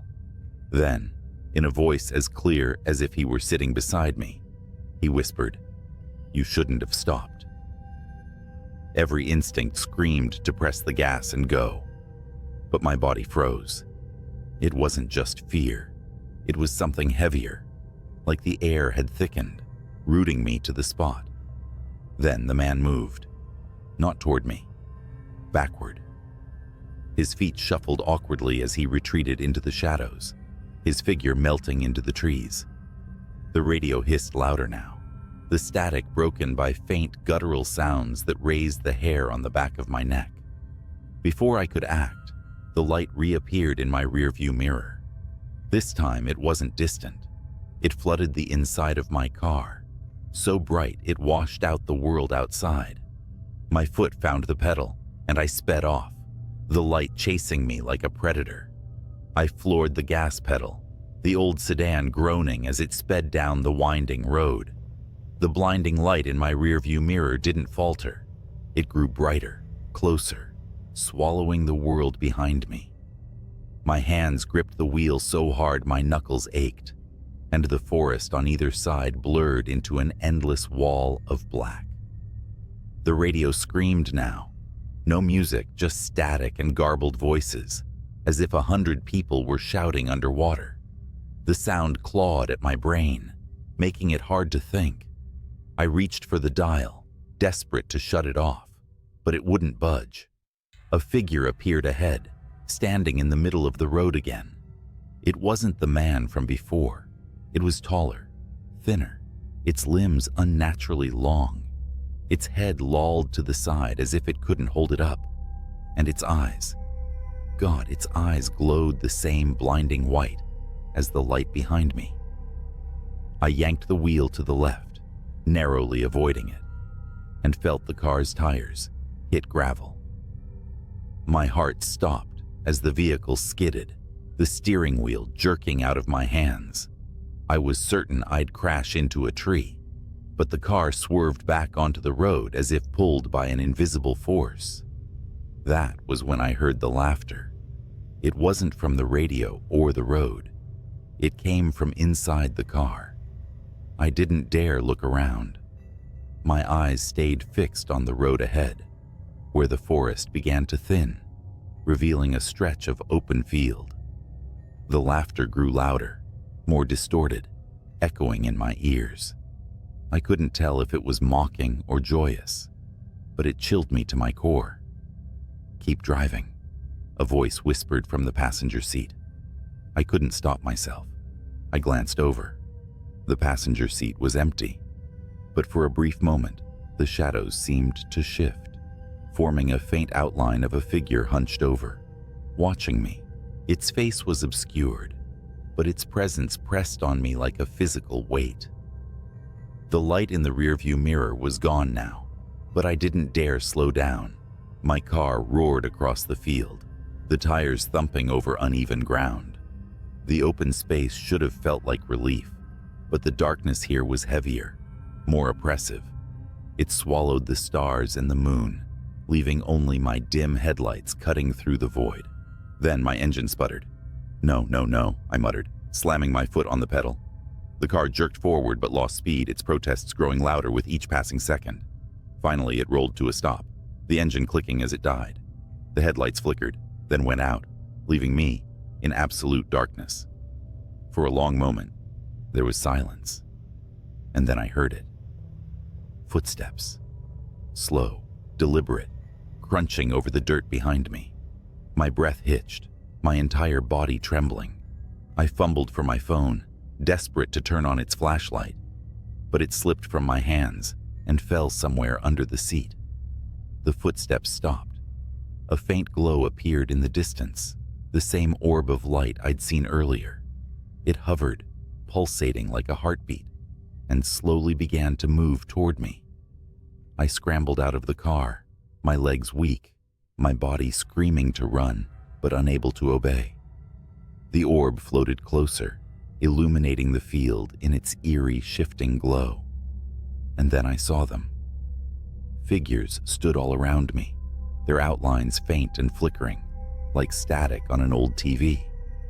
They were just outside the orb's reach, encircling me. Their faces were blank, no features, no eyes, just smooth, pale surfaces that tilted toward me as if watching. The orb stopped a few feet away, hovering in the air. I stared at it, mesmerized, as it began to change. Its light dimmed, revealing a swirling, gas-like surface that twisted and turned. The figures stepped closer, their movements jerky, unnatural. I forced myself to move, stumbling backward. My hand brushed against something cold and metal. The car's door. Without thinking, I climbed back inside and locked the doors, as if that could protect me. The orb didn't follow. Instead, it began to stretch and shift, forming a long, thin shape that resembled an arm. The limb extended toward the car, its fingers tapping gently on the windshield. Tap, tap, tap. The radio crackled to life again, this time with a single clear voice. Run. The orb exploded in a blinding flash of light, and I screamed, shielding my eyes. When I dared to look again, the figures were gone. The field was empty, silent, except for the faint hum of my engine sputtering back to life. I didn't question it. I slammed the car into gear and sped off, not caring where the road led, as long as it was away. The orb's glow lingered in my rearview mirror for miles, like a distant star, before finally fading into the night. I made it home just before dawn, my hands still trembling as I shut the door behind me. Sleep didn't come that morning, or the next night. I still see the orb sometimes, in the corner of my vision, when I'm driving alone, and I never ever take the back roads anymore. It's a quiet November night, and you're driving along a winding country road, the kind that feels endless, flanked by skeletal trees clawing at the dark sky. The kind of night where even the stars seem to shy away, leaving you under a dome of oppressive blackness. Your high beams carve a narrow path ahead, illuminating only the cold asphalt and the occasional reflector post. You weren't supposed to take this road, but the GPS rerouted you due to an accident on the interstate, and now you're here, on this godforsaken road, miles from anywhere. And then you see it, a figure. It's standing at the edge of the road, barely illuminated by your headlights. Instinctively, your foot eases off the accelerator. They're not waving you down, not signaling for help. They're just standing there, facing the road, facing you. Your brain tries to rationalize it. Maybe it's a stranded motorist, a jogger. But why here? Why now? The figure doesn't move. It's when you draw closer that the dread sets in. They're dressed in a coat far too light for the weather, their head hanging at an angle that makes your neck hurt just looking at it. You squint, heart hammering. Their face is obscured, shadowed, or maybe featureless. Your gut screams at you to keep driving. Just keep going. Don't stop. But something, some damnable magnetic pull, makes you slow down. You stop the car about 20 feet away. The figure doesn't react. It's as if they don't notice your car or don't care. You flick on your brights, flooding the road with light, and they're gone. No, not gone. Moved. You see them now, but they're off the road, deeper into the trees, standing just at the edge of the beam's reach, still as a statue watching. You don't know why, but you roll down the window just a crack. Maybe it's curiosity. Maybe it's that human instinct to do the worst possible thing in a dangerous situation. Your voice feels small in the yawning silence. Hey, you need help? No response. The figure doesn't move, but the trees behind them sway slightly in the wind, or at least you think it's the wind. It's hard to tell because you hear nothing. No rustle of leaves, no distant hum of crickets. Just the engine's low growl and your own breathing, sharp and uneven. You start to second-guess yourself. Maybe you imagined them moving off the road. Maybe your tired brain is playing tricks. But then your headlights flicker. Not off, not entirely, but enough to make your stomach drop. The beams dim for a split second, and when they come back, the figure is closer. Much closer. They're at the edge of the ditch now, their face, or the void where their face should be, angled directly at you. Your chest tightens as you realize you can't make out any features. No eyes, no mouth. Just a smooth expanse of pale skin. And then you notice something else. Their hands. Long. Wrong. Like talons, hanging just a little too low, the fingers unnaturally thin and curling slightly, as if they're waiting to grasp something. Your survival instincts kick in.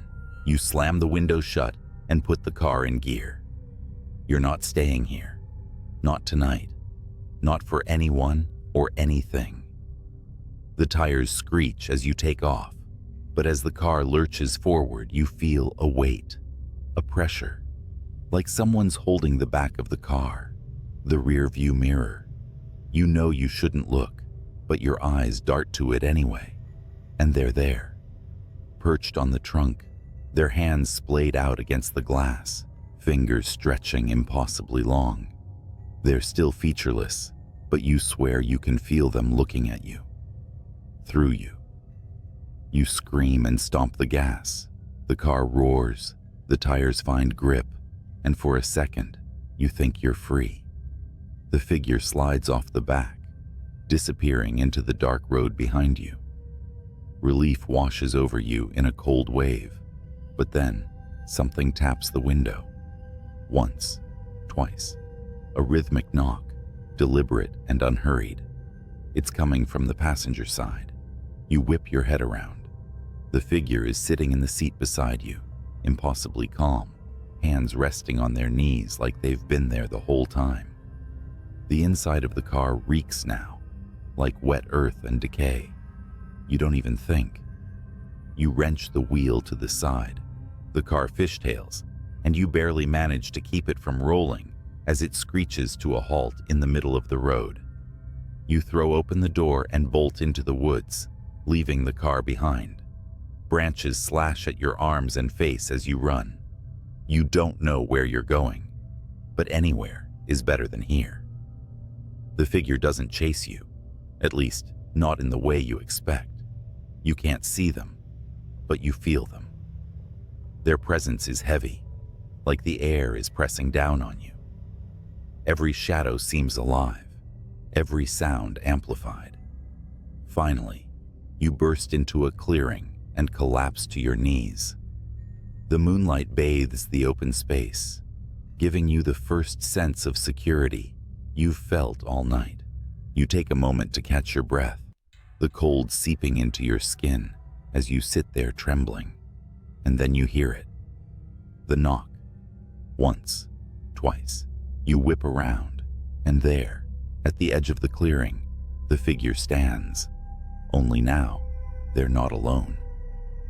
Dozens of them emerge from the trees, identical and featureless, their long fingers curling and uncurling as they close in. They form a perfect circle around you, their movements synchronized, their heads tilting in unison.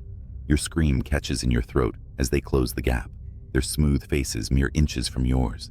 And then, blackness. When you wake up, you're in your car. It's parked neatly at the gas station you stopped at before this nightmare began. The sun is rising, the orange glow spilling over the horizon. The engine is off, your keys in your lap. Everything looks normal, except for the muddy handprint smeared across your windshield. It started with a buzzing fluorescent light overhead, one of those that flicker in just the wrong rhythm to dig under your skin. I was midway through another night shift at the 24-hour gas station, just off Route 17. You know the kind, reeking of old coffee, shelves lined with stale chips, and the perpetual hum of the ice cream freezer. That night, a fog rolled in thicker than I'd ever seen, swallowing up the world outside. The highway was nothing but black asphalt disappearing into a wall of gray. I hated working these shifts alone, but we'd just lost our only other night clerk. Guess it was my turn to hold down the fort until corporate hired someone new. It wasn't long before the first weird thing happened. Around 1:30 a.m., I heard it. A faint tapping, like fingernails drumming against glass. It came from the front window. At first, I thought it was just some bug drawn to the neon open sign, but the sound was deliberate, methodical. Tap, tap, tap.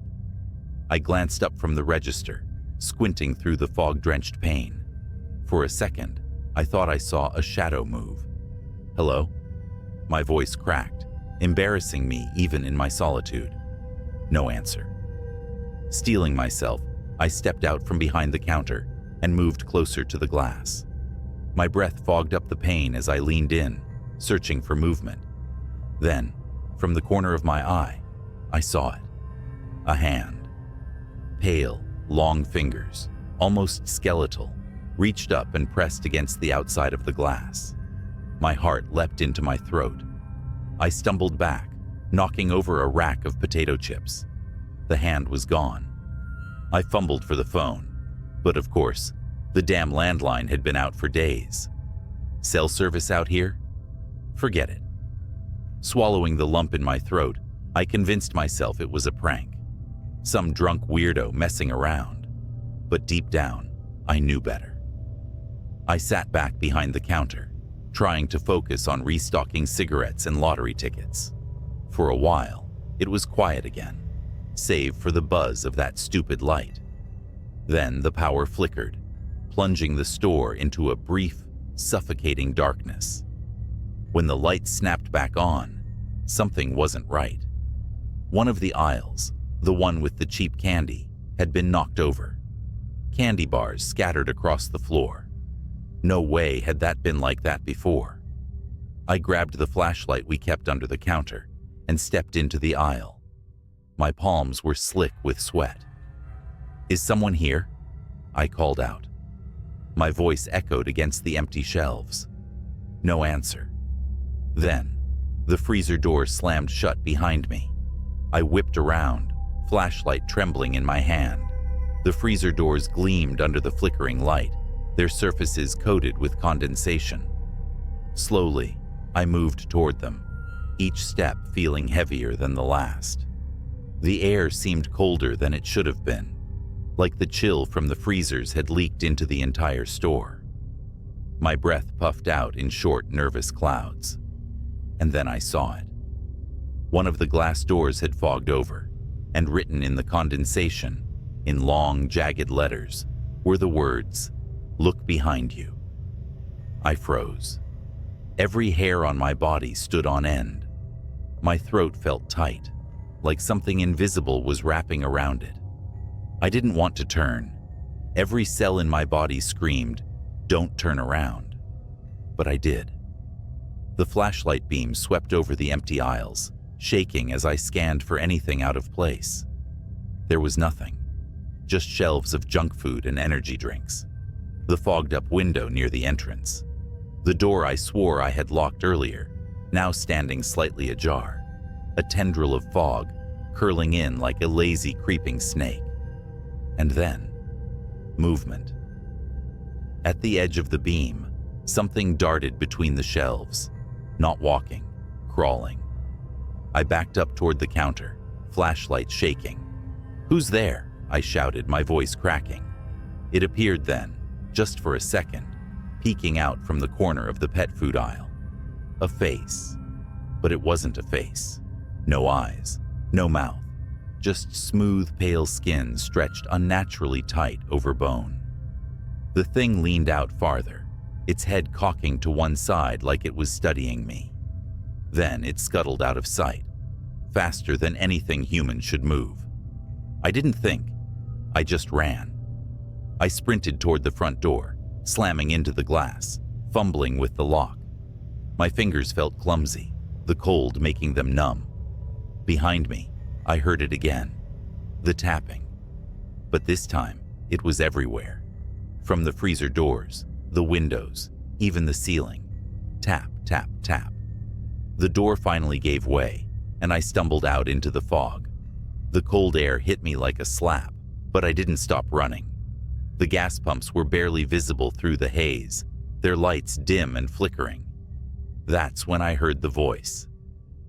"Where are you going?"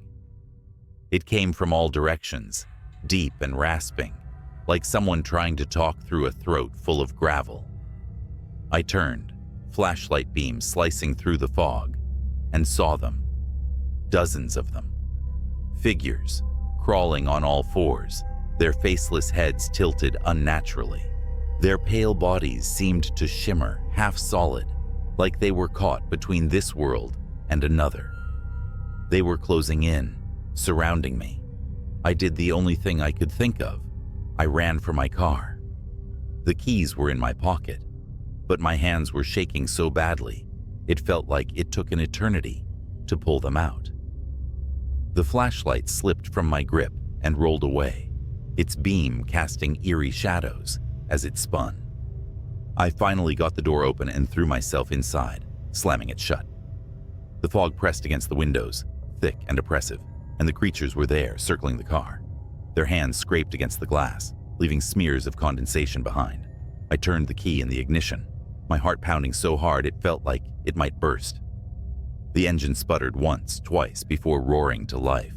The creatures froze, their heads snapping toward me in unison. For a moment, everything was silent. Then they screamed. It was a sound unlike anything I'd ever heard, high-pitched, guttural, like 1,000 voices crying out in agony. They lunged at the car, their hands slamming against the windows, their bodies writhing and twisting in impossible ways. I floored it. The tires squealed as I shot forward, the creatures scattering in the headlights. I didn't stop. I didn't look back. I drove through the fog, the empty highway stretching out before me like a lifeline. Eventually, the fog lifted. The gas station disappeared in my rearview mirror, swallowed by the darkness. I quit the next day. I still don't know what I saw that night. I don't want to know. But sometimes, when I'm alone at night, I swear I hear it. The tapping. And I can't help but wonder if they ever really let me go. The diner where I worked night shifts wasn't anything special. Just a run-of-the-mill greasy spoon sitting off a desolate highway in the middle of nowhere. Most nights were uneventful, serving truckers, wiping counters, and flipping through an ancient magazine to pass the hours. But that night was different. It started when the clock on the wall chimed midnight, a ritual so mundane that I usually didn't notice it. This time, though, the sound stretched on longer than it should have, like the chime was being dragged, distorted, pulled apart. The fluorescent lights above me buzzed and flickered, sending the room into brief bursts of darkness. I glanced toward the door, half hoping to see a customer walk in and break the eerie silence. Instead, the night outside seemed thicker than usual, the parking lot lights barely piercing the foggy darkness. Then the bell above the door jingled. No one had walked in. That's when I noticed the booth at the far end of the diner. It was occupied. I hadn't heard anyone come in. The man sitting there had his back to me. He wore a black jacket, the kind with a hood, though it was down. His dark hair was greasy and matted, and he sat perfectly still, staring out the window into the nothingness beyond. "Can I help you?" I asked, trying to keep my voice steady. He didn't turn around. Great. Another weirdo. I grabbed the coffee pot and walked over, the sound of my sneakers sticking to the linoleum, filling the oppressive silence. "Coffee?" He turned his head slightly, just enough for me to catch a glimpse of his face. His skin was pale, almost sickly, and his eyes were glassy, unblinking. "Do you ever wonder?" he said, his voice low and gravelly. What's watching when you're alone? I froze, coffee pot trembling in my hand. What? His lips curled into a grin, not a friendly one. Before I could respond, the lights in the diner flickered again. The man's grin widened, and when the lights steadied, the booth was empty. My stomach dropped. The coffee pot slipped from my fingers, shattering on the floor. And then, I heard it. A faint tapping, rhythmic and deliberate, coming from the kitchen. I stood frozen, staring at the shards of glass and the growing puddle of coffee at my feet. The tapping continued, echoing from the kitchen in the back. Each sound felt deliberate, as if whatever was making it wanted me to know it was there. My mind raced through rational explanations. Maybe it was a raccoon that got in through the back door. Maybe it was just the pipes. Maybe I was imagining things. But none of those thoughts made my legs stop trembling. "Hello?" I called out, my voice barely above a whisper. No response. The diner was dead silent now, save for the faint hum of the refrigerator and that god-awful tapping. I knew I had to check. As much as I wanted to grab my keys and bolt for my car, my feet betrayed me. I stepped cautiously toward the kitchen, every squeak of my sneakers against the linoleum, sounding like a gunshot in the stillness. The door to the kitchen was ajar, swinging slightly as if it had just been pushed open. The fluorescent light above it flickered erratically. "Anyone there?" I asked, louder this time. The tapping stopped. My breath hitched, and I clenched my fists to keep them from shaking. I stepped through the door and scanned the room. Everything was where it should be. The counters, the griddle, the industrial sink, nothing out of place. Until I saw the freezer door. It was cracked open. I knew I'd closed it. I was sure of it. The freezer was old, and it didn't stay cool unless it was properly latched. I edged closer, feeling the cold air snake out and brush against my skin. The tapping resumed, louder now, and it was definitely coming from inside the freezer. I reached out, my hand trembling as I grabbed the handle. Slowly, I pulled it open. The smell hit me first, metallic, rancid, and suffocating. Inside, the shelves were empty, save for a single object on the middle rack. It was ajar. The glass was smeared with something dark and viscous, and inside a mass of something pulsed faintly, as though alive. My stomach churned, but before I could back away, I heard a voice. "I told you," it whispered, low and guttural. I spun around, and there he was, the man from the booth, now standing in the doorway of the kitchen. His head tilted unnaturally to the side, and his grin was stretched wider than before, exposing teeth that were jagged and wrong. "You ever wonder what's watching?"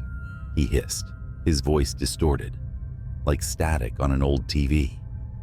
I stumbled back, my foot slipping on the slick freezer floor. The jar fell from the shelf, shattering on the ground.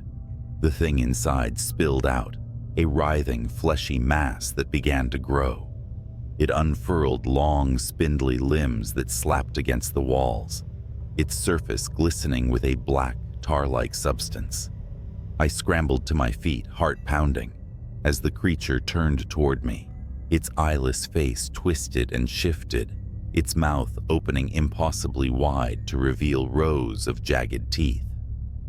"Run," the man said, his voice almost gleeful. I didn't need to be told twice. I bolted out of the kitchen, through the diner, and into the foggy night. My car was the only thing I could think of, my sanctuary from whatever nightmare was unfolding behind me. As I reached the parking lot, I glanced back at the diner. The windows were dark, but I could see movement inside, shadows slithering across the walls, something too large to fit in that tiny kitchen. I jumped into my car, fumbled with the keys, and finally got the engine roaring. Tires screeching, I tore out of the lot, leaving the diner and its horrors behind. But as I sped down the empty highway, I caught a glimpse in my rearview mirror. The man was standing in the middle of the road, his grin still stretched wide, his hand raised in a slow, mocking wave. I didn't stop driving until the sun came up, and even then, I couldn't shake the feeling that I wasn't alone. I quit the diner the next day, but some nights, when the world is too quiet, I swear I can still hear the tapping. It started like any other night shift. The fluorescent lights in the back room of the gas station flickered with their usual irritating hum. I'd taken this job for the quiet. Somewhere I could collect my thoughts while dealing with the odd customer or two, mostly truckers and night owls. I'd been working there for 6 months without incident. That night, though, was different. It was the dead of winter, and a brutal windstorm had turned the streets into a graveyard of fallen branches and trash. I leaned against the counter, scrolling aimlessly on my phone, when the door chimed. A man walked in. His face was shrouded in the shadow of a hoodie, and he moved deliberately. Too deliberate for someone who just wanted chips or smokes. Something about him immediately set my nerves on edge. He didn't look at me, didn't grab anything. He just wandered the aisles like he was searching for something. The cameras buzzed overhead. I glanced up at the monitors above the counter. I'd grown used to watching people on those screens. Most were harmless, predictable. But as I scanned the feeds, my stomach turned. There was a glitch in the camera. A second figure flickered into view behind the man. Tall, thin, its limbs too long for its body. Its head tilted unnaturally as it watched him. I blinked hard, thinking it was a software issue. But when I looked back up, the figure was gone. The man finally approached the counter, dropping a pack of gum and a small black notebook onto the surface. I rang him up, barely able to meet his eyes. "You working alone tonight?" he asked. It was a simple question, but the way he said it made my skin crawl. His voice was low, grating, like the sound of gravel under tires. "Yeah," I replied, regretting it instantly. He grinned, revealing teeth that were uneven and stained. He paid in cash, shoved the change into his pocket, and left without another word. But as the door swung shut, I noticed something he'd left behind. The notebook. It was small and weathered, its cover marked with a symbol I didn't recognize. My gut told me to leave it alone, but curiosity got the better of me. I flipped it open. The pages were filled with numbers, rows and rows of handwritten code that made no sense to me. Then at the bottom of one page, I saw something that made my breath hitch. "Do not stay until 3:17 a.m. I glanced at the clock. It was 2:48. For the next 29 minutes, I tried to shake it off as some kind of prank. But as the hour approached, strange things began to happen.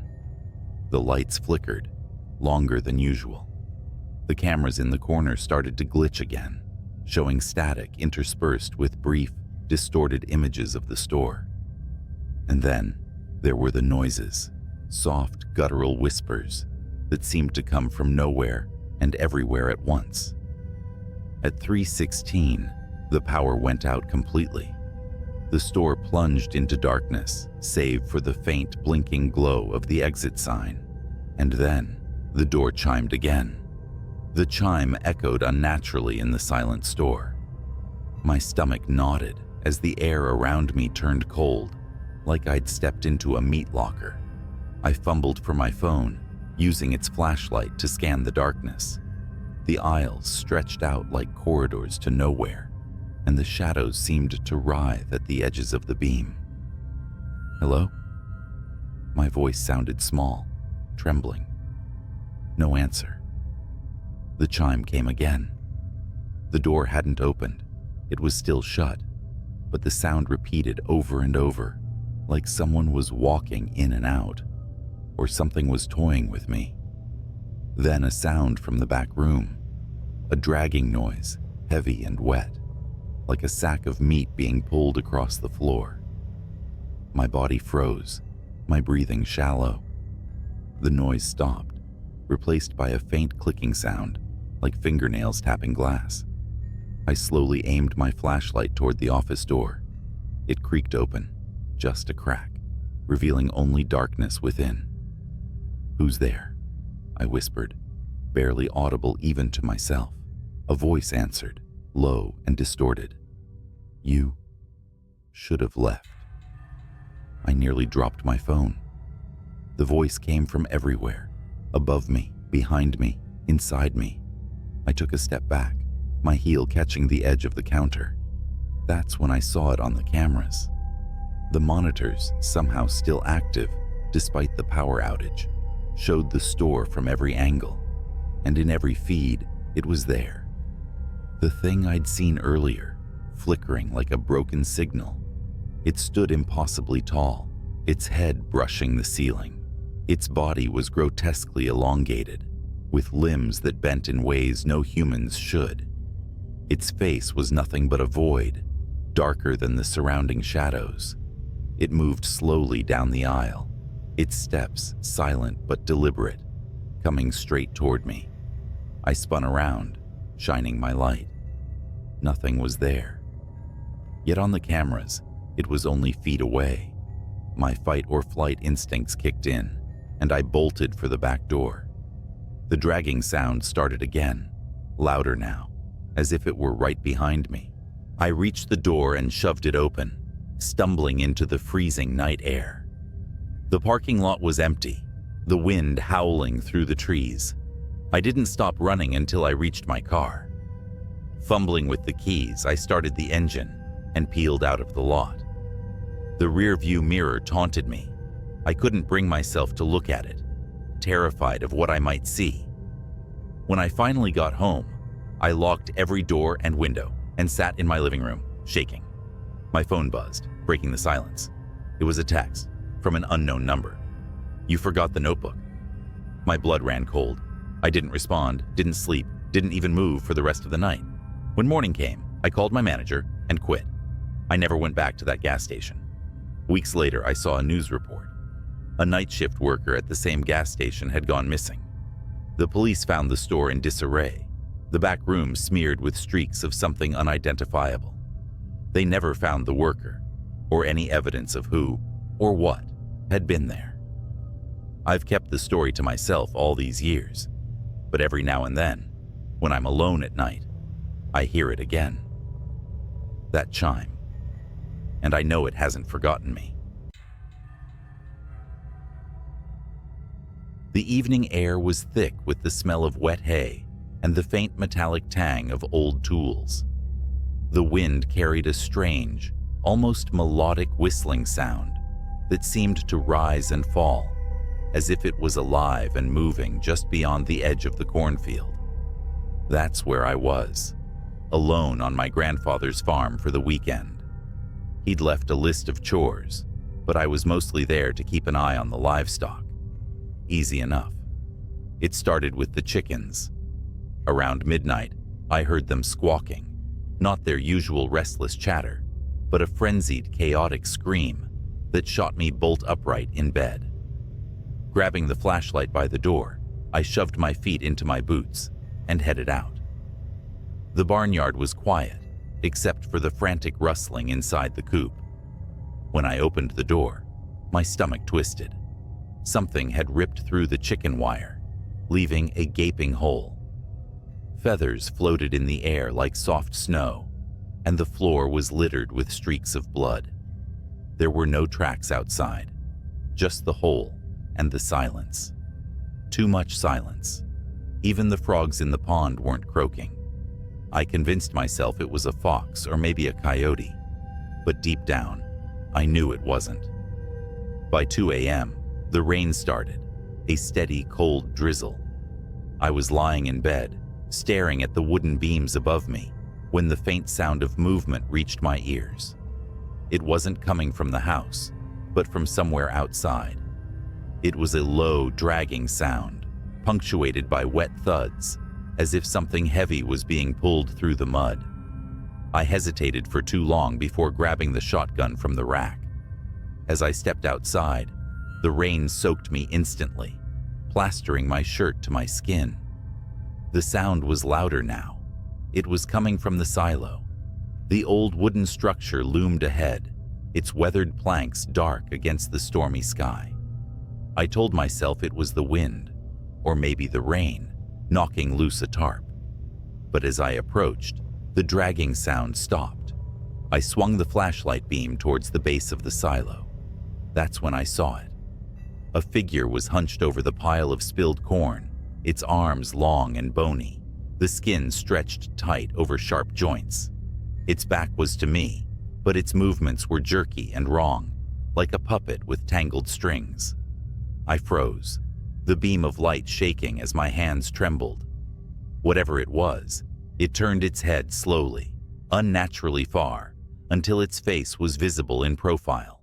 Its eyes were hollow, its mouth impossibly wide, filled with rows of teeth that looked more like shards of broken glass. It grinned, a thin, split-lipped smile that made my knees buckle. And then it stood. It was tall, too tall. It had to duck as it turned fully towards me. In its clawed hand, it held a chicken, what was left of one. It dropped the carcass, and the wet thud echoed in the silence. The thing started towards me, its movements fluid now, almost hypnotic. I ran. The mud sucked at my boots as I sprinted back to the house. I didn't dare look back, not even when I heard the wet slapping of its footsteps gaining on me. By the time I reached the door, I was screaming. I slammed it shut, bolting the lock and shoving the kitchen table against it for good measure. The footsteps stopped just outside. The porch creaked as it stepped up, and I could hear it sniffing, the sound wet and guttural. Then, nothing. I stayed up the rest of the night, the shotgun cradled in my arms, the flashlight trained on the door. It didn't return. Not that night. But the farm wasn't the same after that. Strange things kept happening. The cows refused to graze near the silo, and I found deep clawed marks gouged into the barn doors. And every night, without fail, that melodic whistling would drift through the air, growing louder as it approached the house. I left that farm the next morning, my chores undone. I never told my grandfather what happened. I didn't have to. When he called me weeks later, his voice was shaking. He said something was out there, something that didn't belong. He never saw it, but he heard the whistling. He sold the farm not long after that. Last I heard, the new owners abandoned it after their son disappeared. They said he was playing near the silo. I know better. I wish I could say that was the end of it, that I left the farm and the horrors stayed there, tied to the land like a bad dream. But things like that don't let go so easily. They follow you. They linger. A few months after I left, I moved to the city, hoping the crowded streets and constant hum of life would drown out the memories. It worked for a while. I even started sleeping better, the image of that grinning, hollow-eyed thing fading with time. Then, one night, I heard it again. I was walking home late, my breath fogging in the chilly air. The streets were empty, the kind of quiet that feels unnatural in a city. I'd just turned a corner when I heard it. The whistling, that same melodic tune, the one I had convinced myself was just the wind back on the farm. I stopped dead in my tracks, my pulse hammering in my ears. It was faint, almost playful, coming from somewhere up ahead. Slowly, I turned my head. The streetlights flickered, casting long, jittery shadows. For a moment, I saw nothing, just empty sidewalks and parked cars. Then, it stepped into the light. It was the same as before, tall, gangly, its skin stretched taut over bones that seemed to shift and crack as it moved. its eyes locked on mine, black and endless, and it smiled that impossible smile. But now, it was wearing something. A tattered flannel shirt and overalls, smeared with mud and blood, as if mocking the life I'd tried to leave behind. It tilted its head, studying me like a predator sizing up its prey. And then, it began to move. Not running, not lunging, but walking, slow and deliberate, each step a taunt. I did the only thing I could. I ran.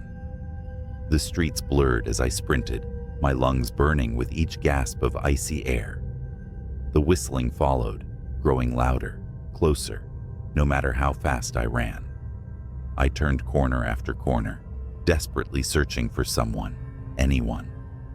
But the city seemed empty, like the world had folded in on itself, leaving me alone with that thing.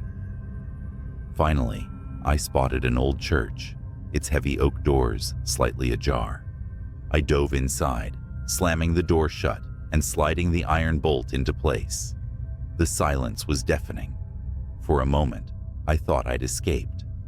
Then the whistling started again, just outside the door.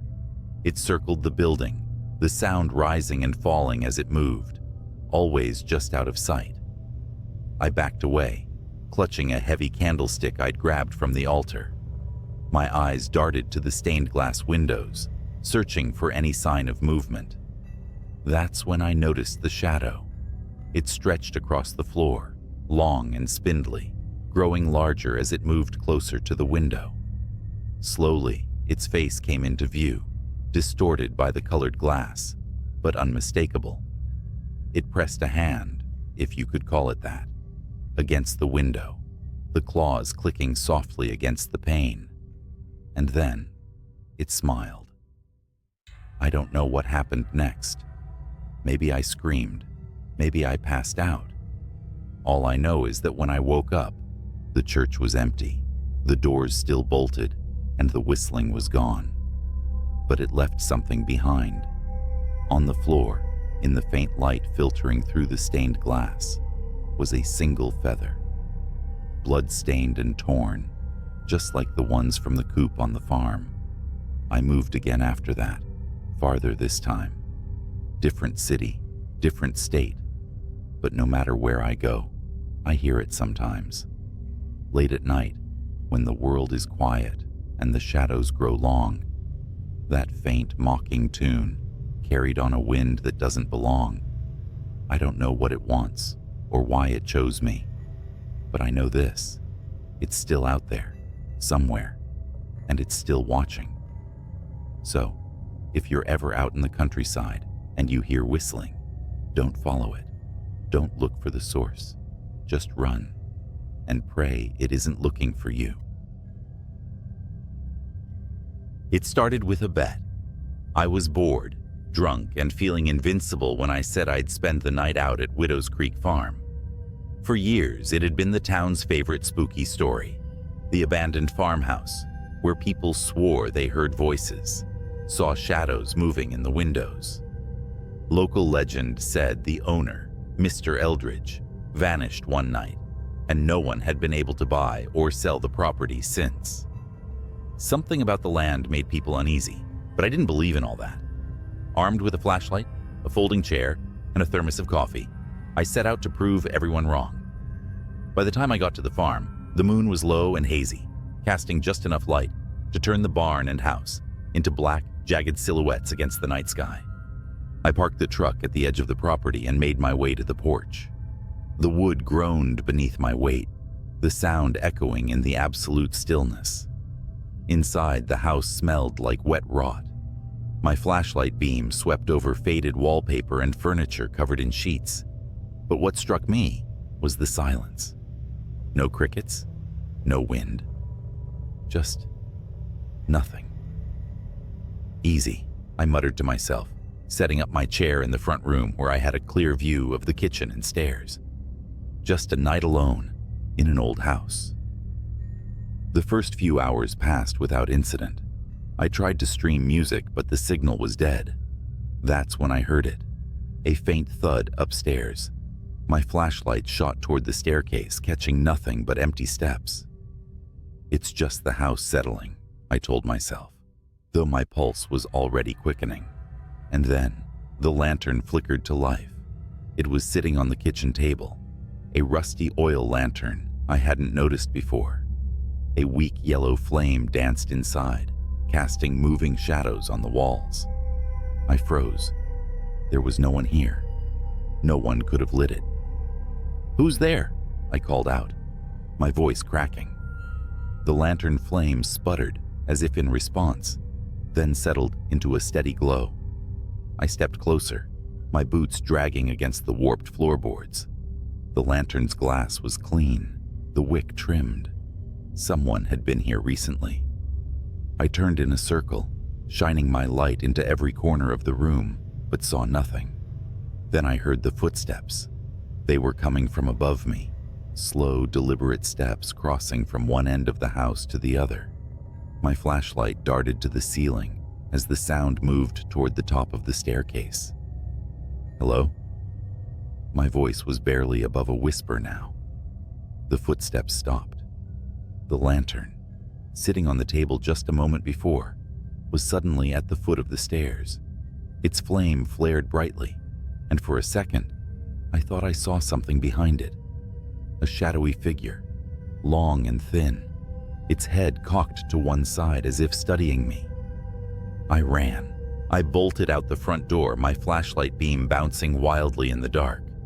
The truck was parked just a few hundred feet away, but as I ran, the air grew thick. My legs felt heavy, like wading through molasses. I glanced back over my shoulder and stopped dead. The farmhouse was ablaze with light, every window glowing fiercely. Figures stood in the glass, tall, thin shapes that didn't move, just watched as I struggled to breathe. And then the barn door slammed open. Something crawled out of the darkness. It was on all fours, moving unnaturally fast, its limbs too long, its head tilted at an impossible angle. I screamed and turned back toward the truck, pushing through whatever force was holding me back. I reached the door, fumbling for the handle, but the thing was right behind me now. I felt its breath, hot, wet, and rancid, on the back of my neck. Then the truck roared to life. I didn't start it. I wasn't even inside yet. The headlights blazed on, illuminating the creature as it lunged for me. It froze in the bright beams, its skin pale and stretched, its face a featureless mask. For a moment, neither of us moved, and then it shrieked, a sound so high and sharp, it felt like needles stabbing into my ears, and darted back toward the barn. I didn't wait to see what happened next. I threw myself into the truck, slammed the door, and peeled out of there, gravel spraying in my wake. In the rearview mirror, I saw the farmhouse lights flicker and die, one by one, until only the lantern remained, glowing faintly on the porch. I didn't stop driving until I was miles away, back in the safety of town. I told my friends I'd lost the bet, made up some story about the place being too creepy to stay the whole night. I didn't mention the lantern, the footsteps, or the thing in the barn. I should have forgotten about it. Moved on. But last night, I woke up to find a faint yellow glow in my bedroom. The lantern was on my dresser. I didn't sleep that night. How could I? The lantern sat on my dresser, its faint yellow flame steady and unmoving, the same lantern I left behind at Widow's Creek. I wanted to believe it was a nightmare, that I was still out there on the farm, and all of this was a fever dream, brought on by fear and exhaustion. But when dawn broke, the light of the flame didn't dim. It stayed just as bright, a constant reminder that whatever followed me home wasn't leaving.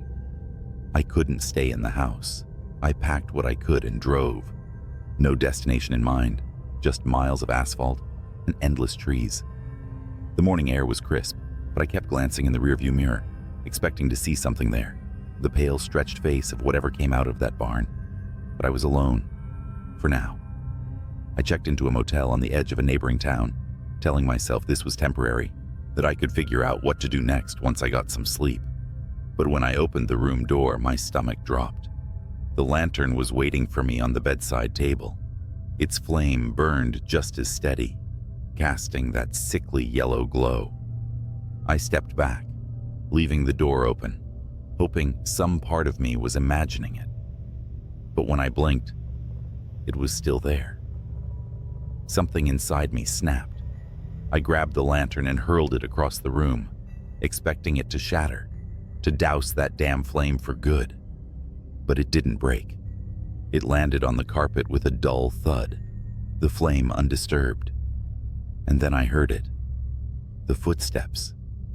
They came from above me, faint and deliberate, just like they had in the farmhouse.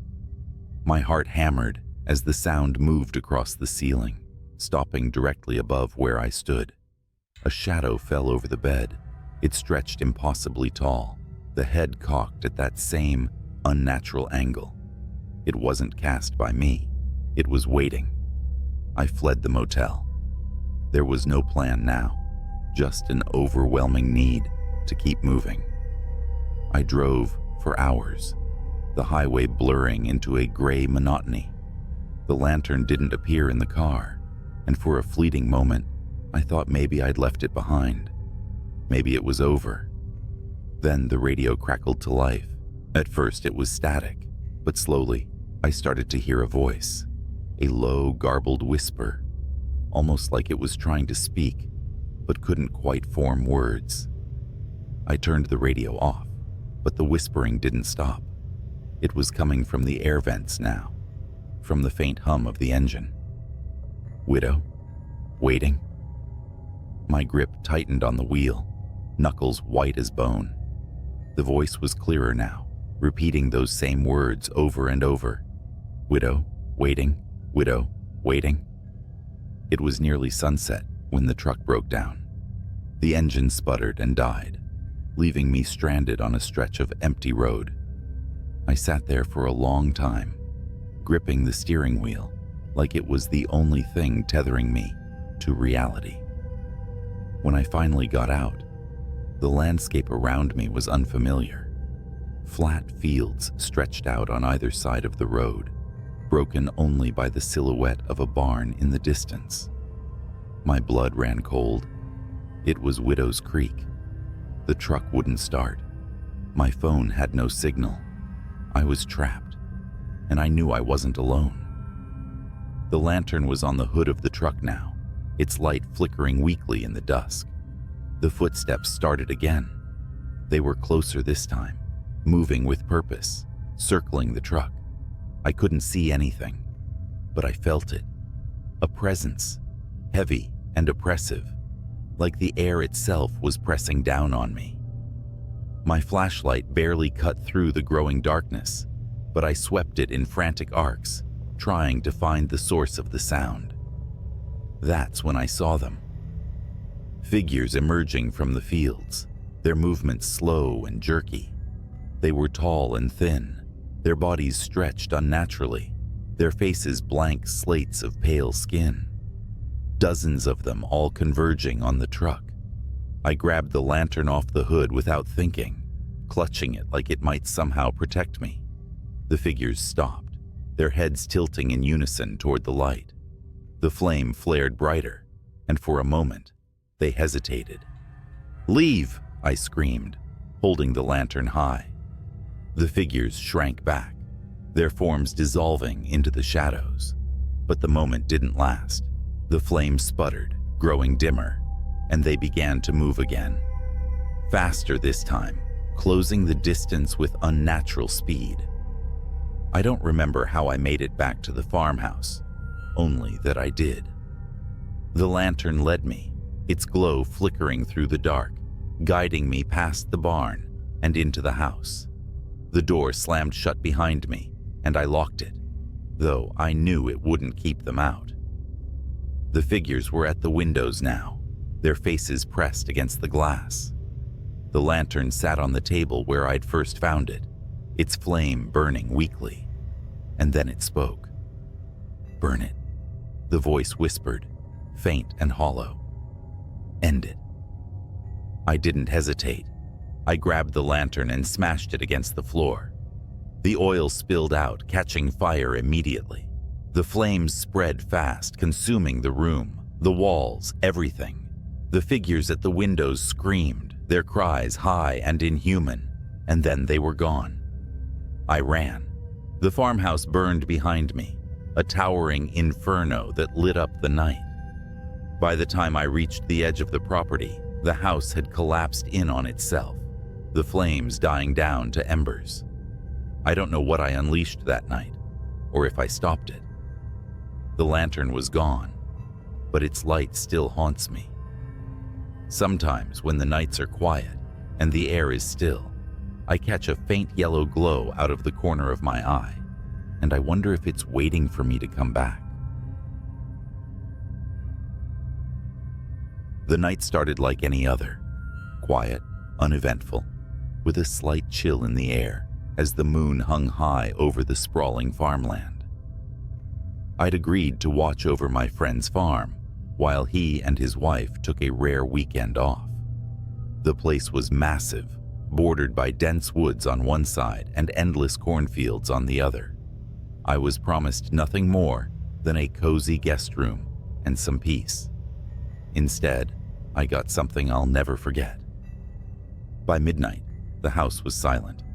The livestock, a handful of cows and a stubborn old mule, were already settled in the barn. I'd finished my last round through the property, locked the doors, and double-checked the generator, since the area was notorious for power outages. All seemed fine. I was halfway into a second beer, flipping channels on an old TV in the living room, when I heard it. A sharp metallic asterisk, clank asterisk, like something striking the barn door. My first thought was, raccoons. They're bold out here. I grabbed a flashlight and headed outside. The yard stretched out into shadows, the barn standing 100 yards from the house, just beyond the motion-activated light's reach. As I stepped closer, the light snapped on. My stomach dropped. The barn door was wide open, swaying slightly in the breeze. Raccoons don't do that, I muttered to myself. The beam from my flashlight cut through the dark as I stepped inside. The barn smelled of hay and earth, familiar but strangely oppressive that night.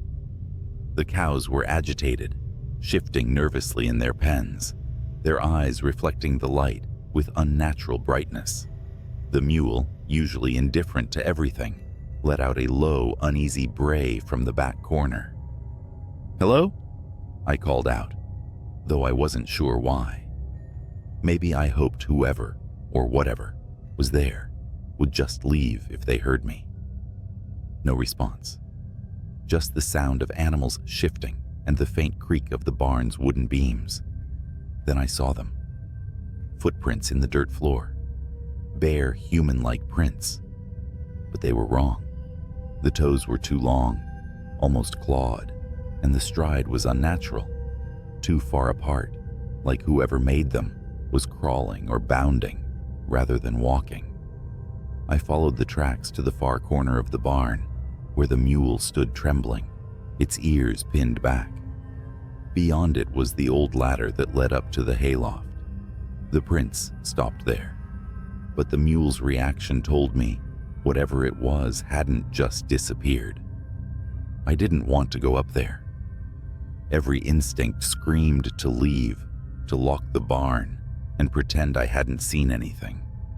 But I couldn't shake the feeling that if I ignored it, whatever was lurking up there wouldn't stay contained. I climbed the ladder slowly, the wooden rungs creaking under my weight. My flashlight swept across the hayloft. It was empty at first glance, just piles of straw and old tools gathering dust. Then I noticed something odd. In the far corner, where the moonlight filtered through the slats, the hay was matted down, like something had been lying there, and next to it, scratch marks, long, deep grooves in the wood, as if made by claws. That's when I heard it. a faint clicking sound coming from above me. I froze, my breath catching in my throat. The barn had no second story, just the roof beams overhead. Slowly, I tilted the flashlight upward. Something was there, crouched among the beams, its pale limbs impossibly thin and long, its head cocked at an unnatural angle, as if studying me.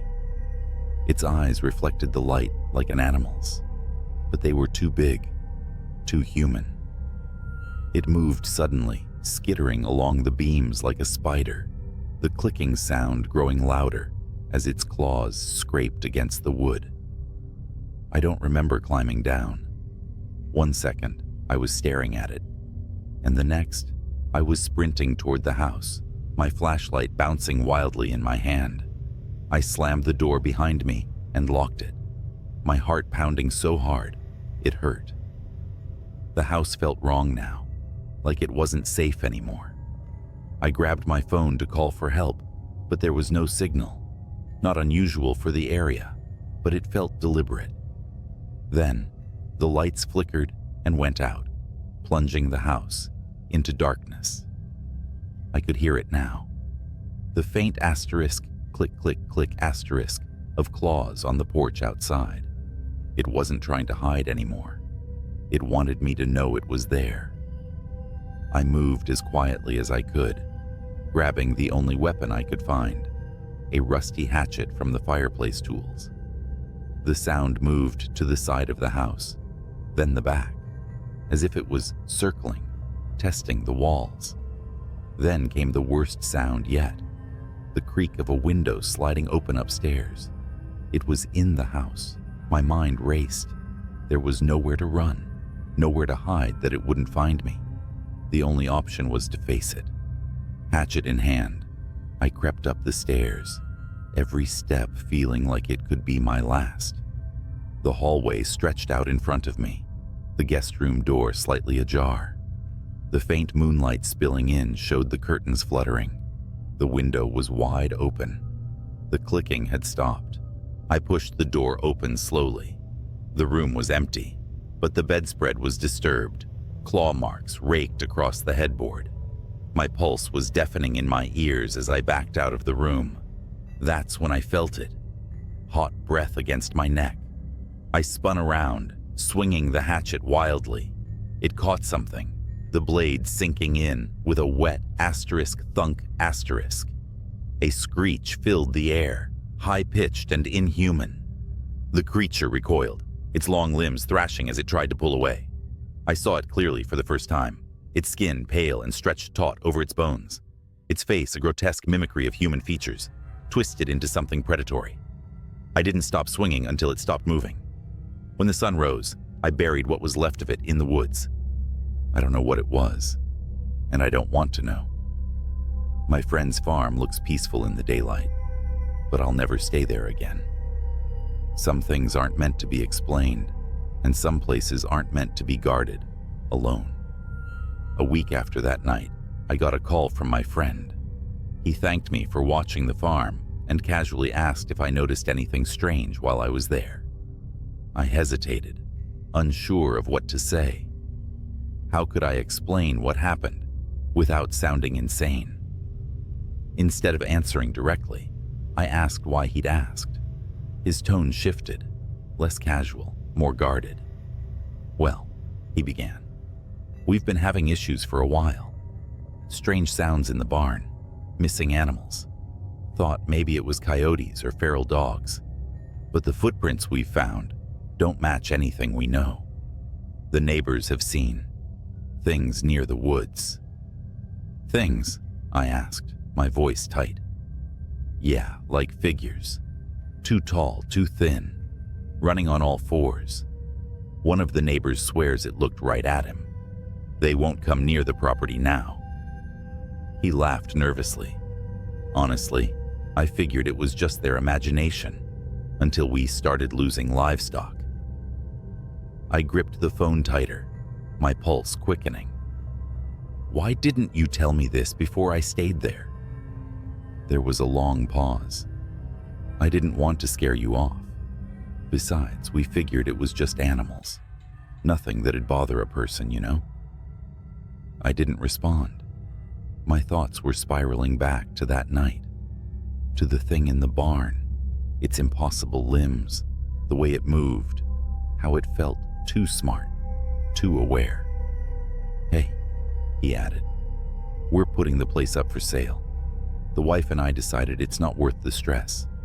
Whoever buys it can deal with whatever's out there." That was the last time I heard from him.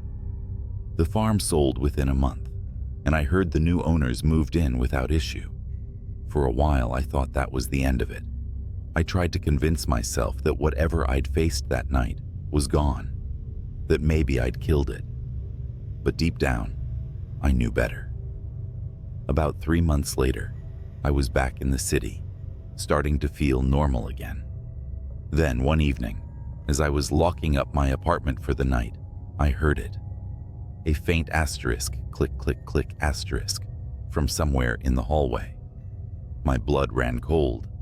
I stood frozen, staring at the peephole in my door, expecting to see something staring back. But when I finally worked up the courage to look, the hallway was empty. The sound stopped. But now, every night when it's quiet, I listen for it. Sometimes I think I hear it, just at the edge of perception. A soft, rhythmic asterisk, click, click, click, asterisk, like claws on wood, like it's waiting for me. And I know one thing for sure: whatever it is, it doesn't stay on the farm. It started on a call like any other. A dispatch about a disturbance on Lincoln Avenue, a rundown stretch of road I've driven 1,000 times. Routine, I thought. But nothing about that night would be routine.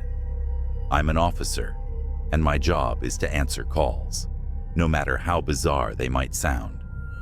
The caller reported screams, frantic footsteps, and what they described as shadows chasing shadows. Dispatch didn't think it sounded credible, but they sent me anyway. Pulling onto Lincoln Avenue at 3 a.m., I slowed to a crawl. The street was empty, the kind of silence that presses on your ears until you swear you're hearing whispers. My patrol car's headlights cut through the night, bouncing off the cracked windows of old shops and boarded-up buildings. Then I saw her, a woman sprinting down the middle of the street. She was barefoot, wearing a torn dress, her face twisted in sheer terror. I rolled down my window to call out to her, but before I could, she stopped dead in her tracks, her neck snapping around like she'd heard something I couldn't. She screamed, and that's when I saw it, something moving behind her. But there was nothing there, not at first. I jumped out of the car, flashlight in hand, and yelled for her to stop. She ran toward me, sobbing, begging for help.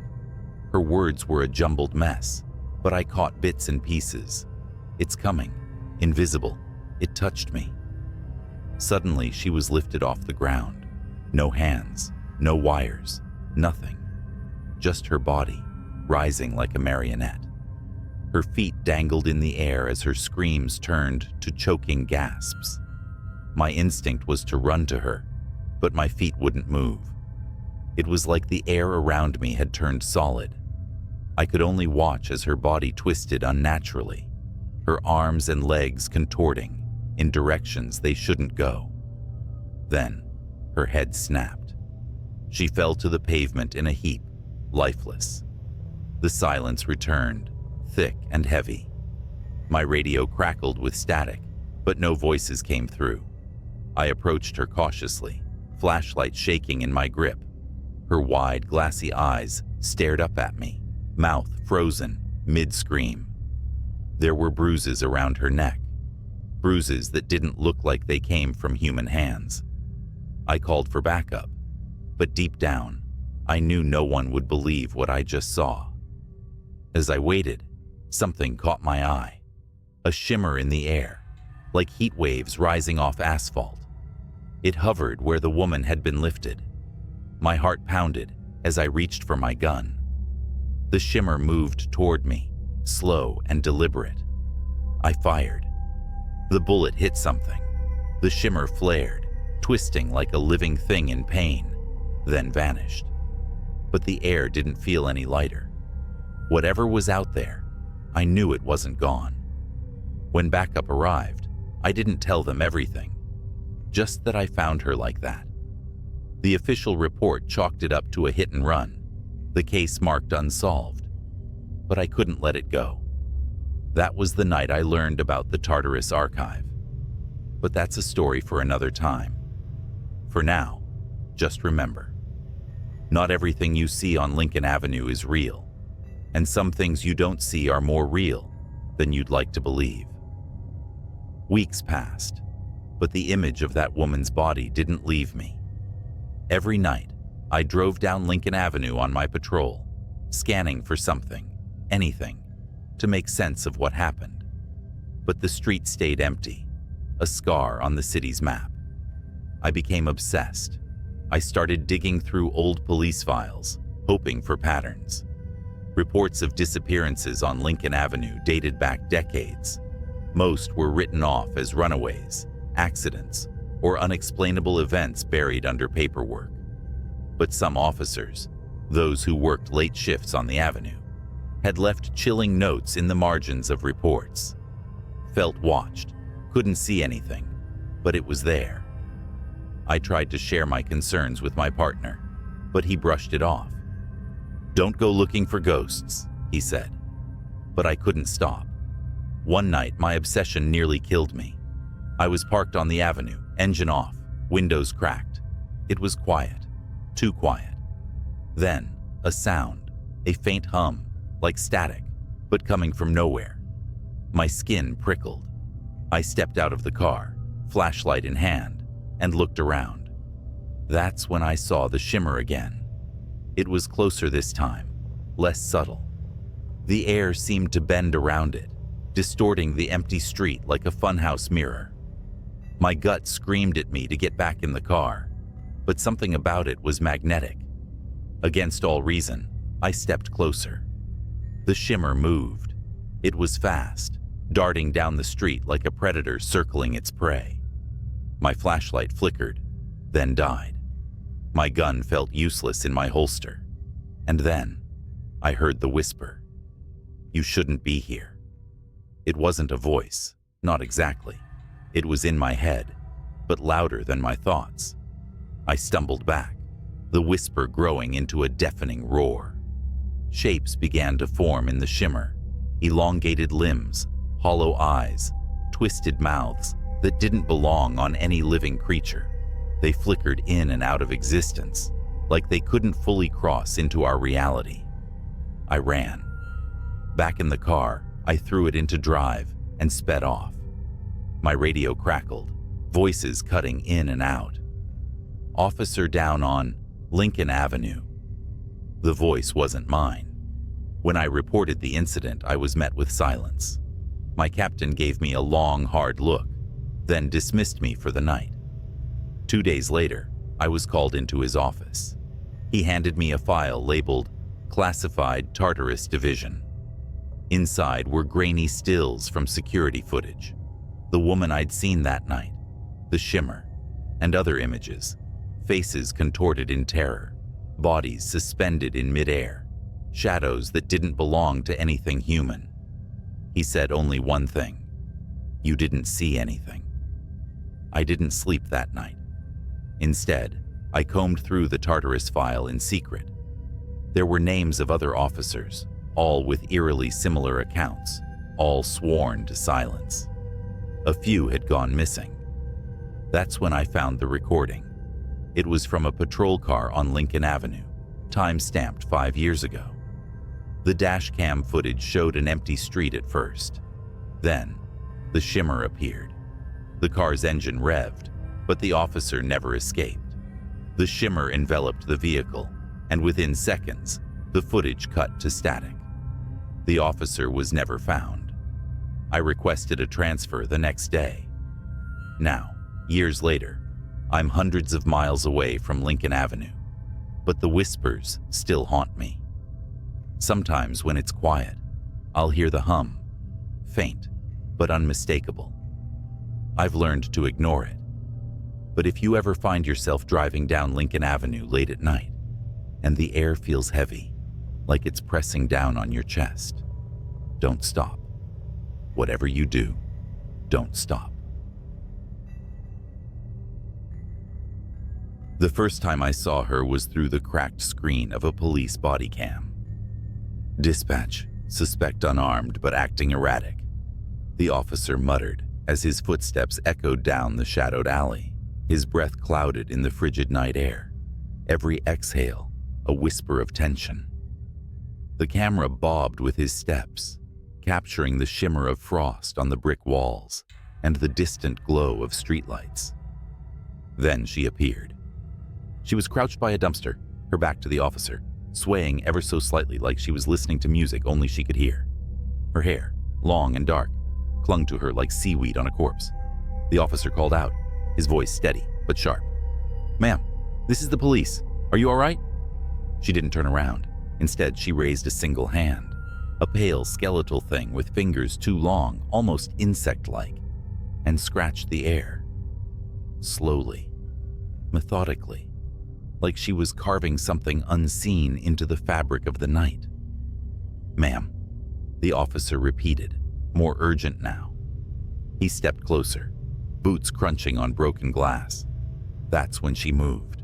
She didn't stand or turn around. She simply twisted. Her neck rotated far beyond what should have been possible, vertebrae cracking like dry twigs, until her face was staring back at the camera. Her eyes were enormous, hollow pits, swallowing the weak beam of the officer's flashlight. And her mouth, God, her mouth, stretched into a grin that could split a human skull. The body cam glitched. For a moment, the screen was static, the audio a shrill, grating scream. When the feed returned, the alley was empty. The woman was gone. "Officer Monroe, what's your status?" Dispatch buzzed, but Monroe wasn't responding. His body cam showed nothing but the open alley now, the flashlight beam trembling as it panned across damp brick walls. Then, with a wet, guttural crunch, the camera fell sideways. The last thing it captured before going dark was a streak of blood pooling into the frost. I shouldn't have seen that footage, but I did. And now she's found me. For 3 days after seeing that footage, I couldn't sleep. Every creak of my apartment, every shadow caught in the corner of my eye felt alive, as if it carried the echo of her grin. Monroe's body was never found. The official report chalked it up to gang violence in the area, but I knew better. That thing, whatever it was, had taken him. I work in law enforcement too, just not on the front lines. My job was to review body cam footage for ongoing investigations, compiling evidence for court cases. After Monroe's footage, I told myself I'd misinterpreted what I saw. Maybe it was a trick of the light, a camera malfunction, or exhaustion playing tricks on my mind. But the night after I filed the footage, I got a message in my inbox. Unreviewed Incident 1127 code, redacted. It was flagged for immediate review, a case assigned to me, and only me. At first, I thought it was a mistake. No one spoke to me about it. No directives came through, just the video file. I shouldn't have clicked on it, but I did. This wasn't from Monroe's district. The footage came from across the city, 3 nights after his disappearance.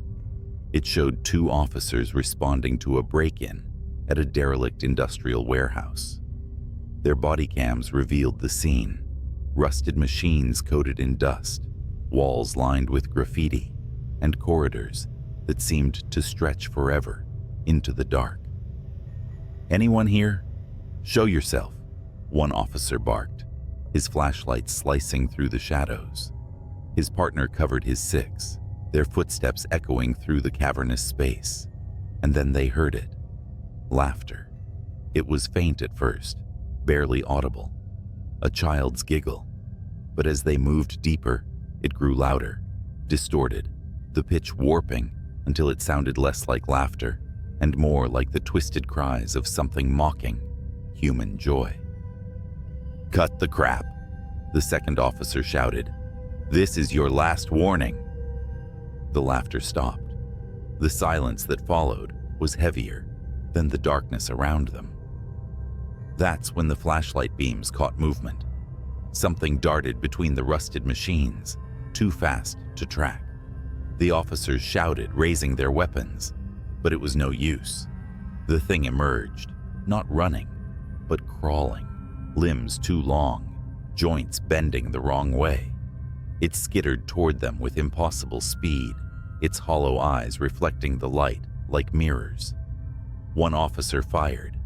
The gunshots echoed, deafening in the emptiness. The creature stopped, crouched on all fours, and cocked its head.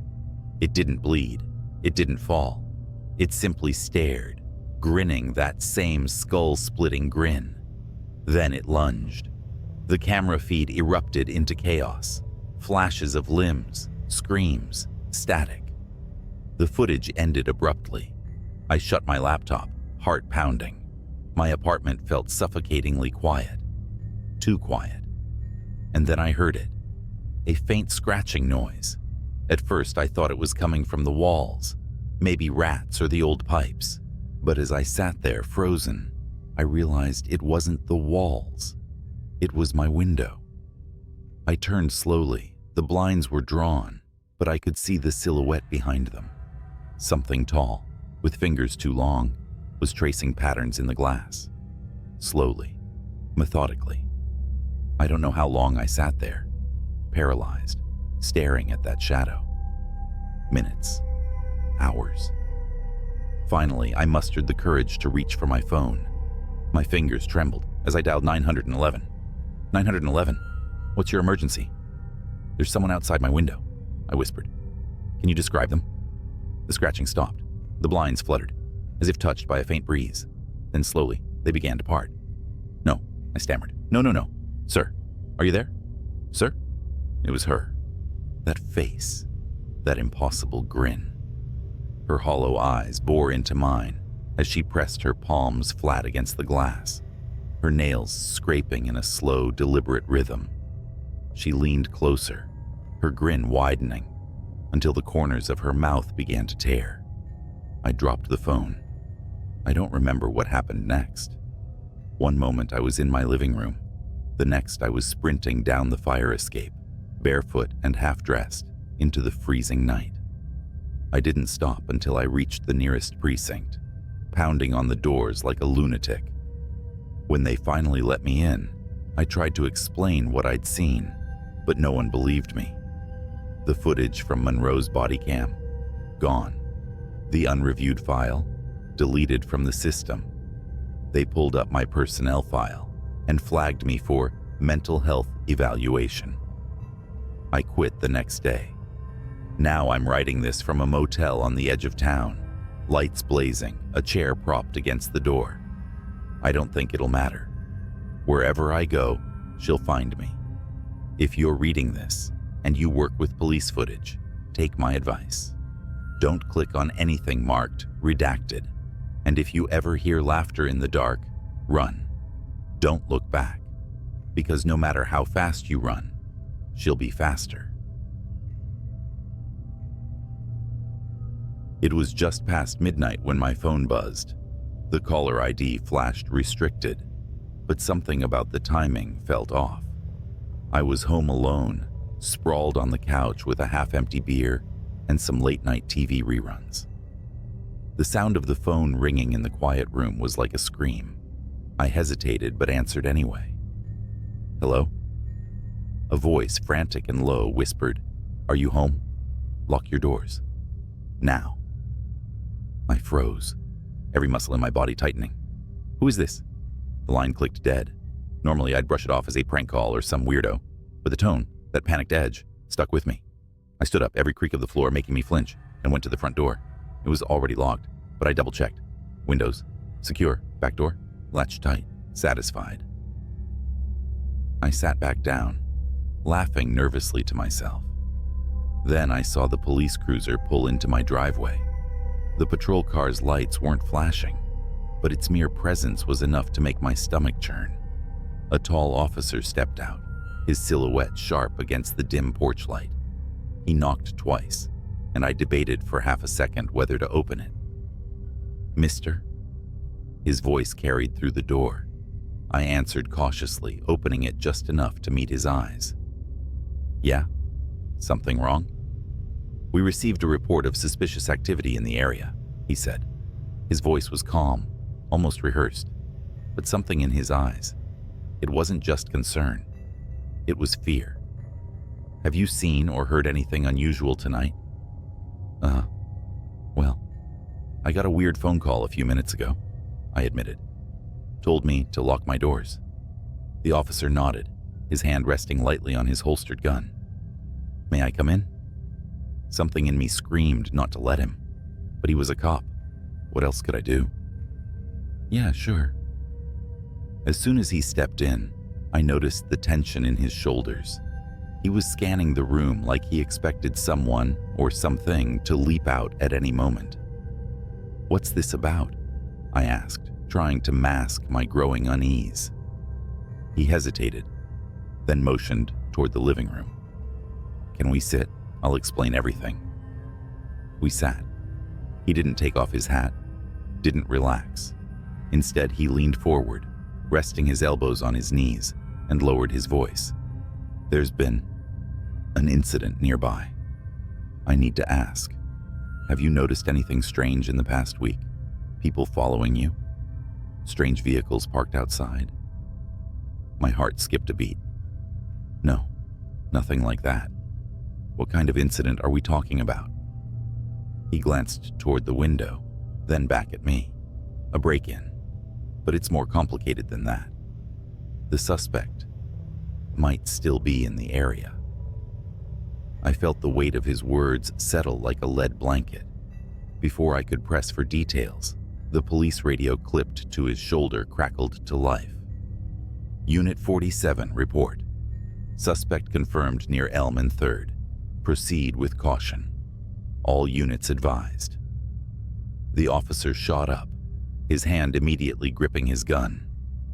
"Stay here," he ordered. "Lock the door behind me. Don't answer for anyone but the police."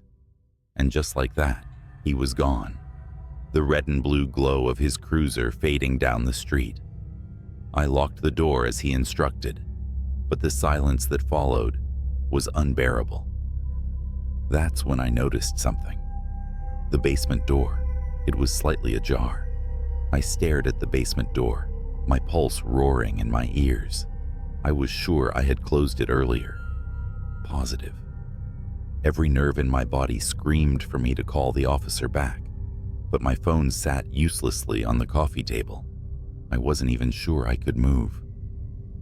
Then came the sound. A soft, deliberate creak, like someone shifting their weight on the wooden basement steps.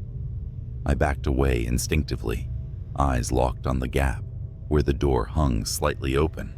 The living room suddenly felt suffocating. Every shadow stretched longer, every sound amplified. I grabbed the nearest thing resembling a weapon, a heavy floor lamp, and inched closer to the door. "Hello?" My voice barely broke a whisper. Idiotic. As if I wanted a reply. The silence was deafening. Then came a slow, scraping noise, like metal dragging against the wall. My heart felt like it was trying to escape my chest. "Look," I stammered. "I don't know who's down there, but the cops are already here. They're coming back any second."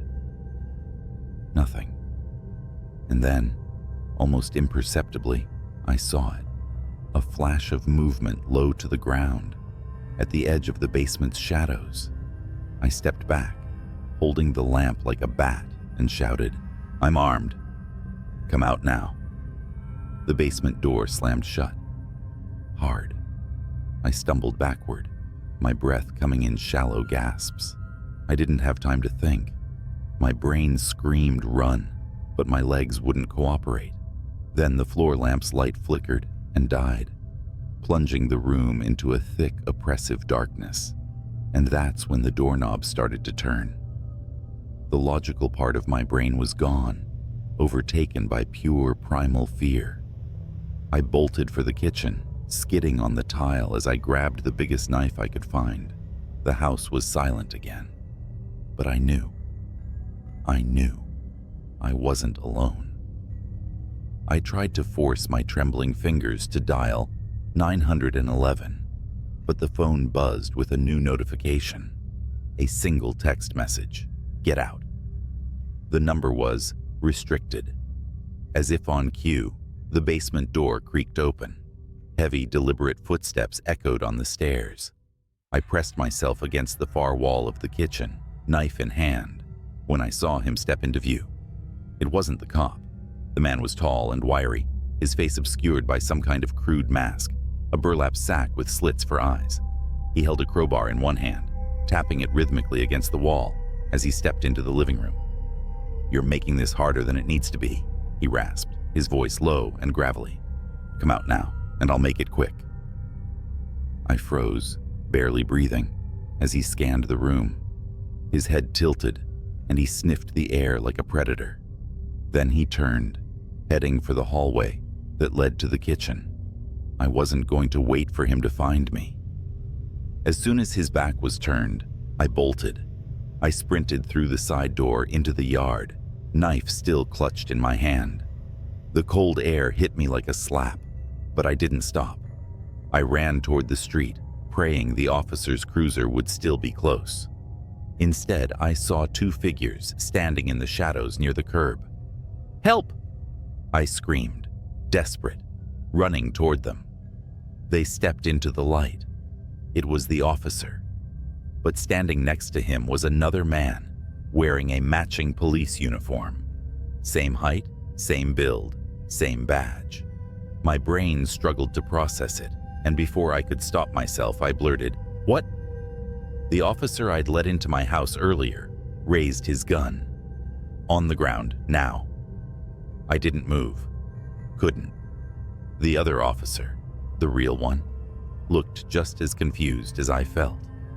He put a hand on his holster, his expression sharp.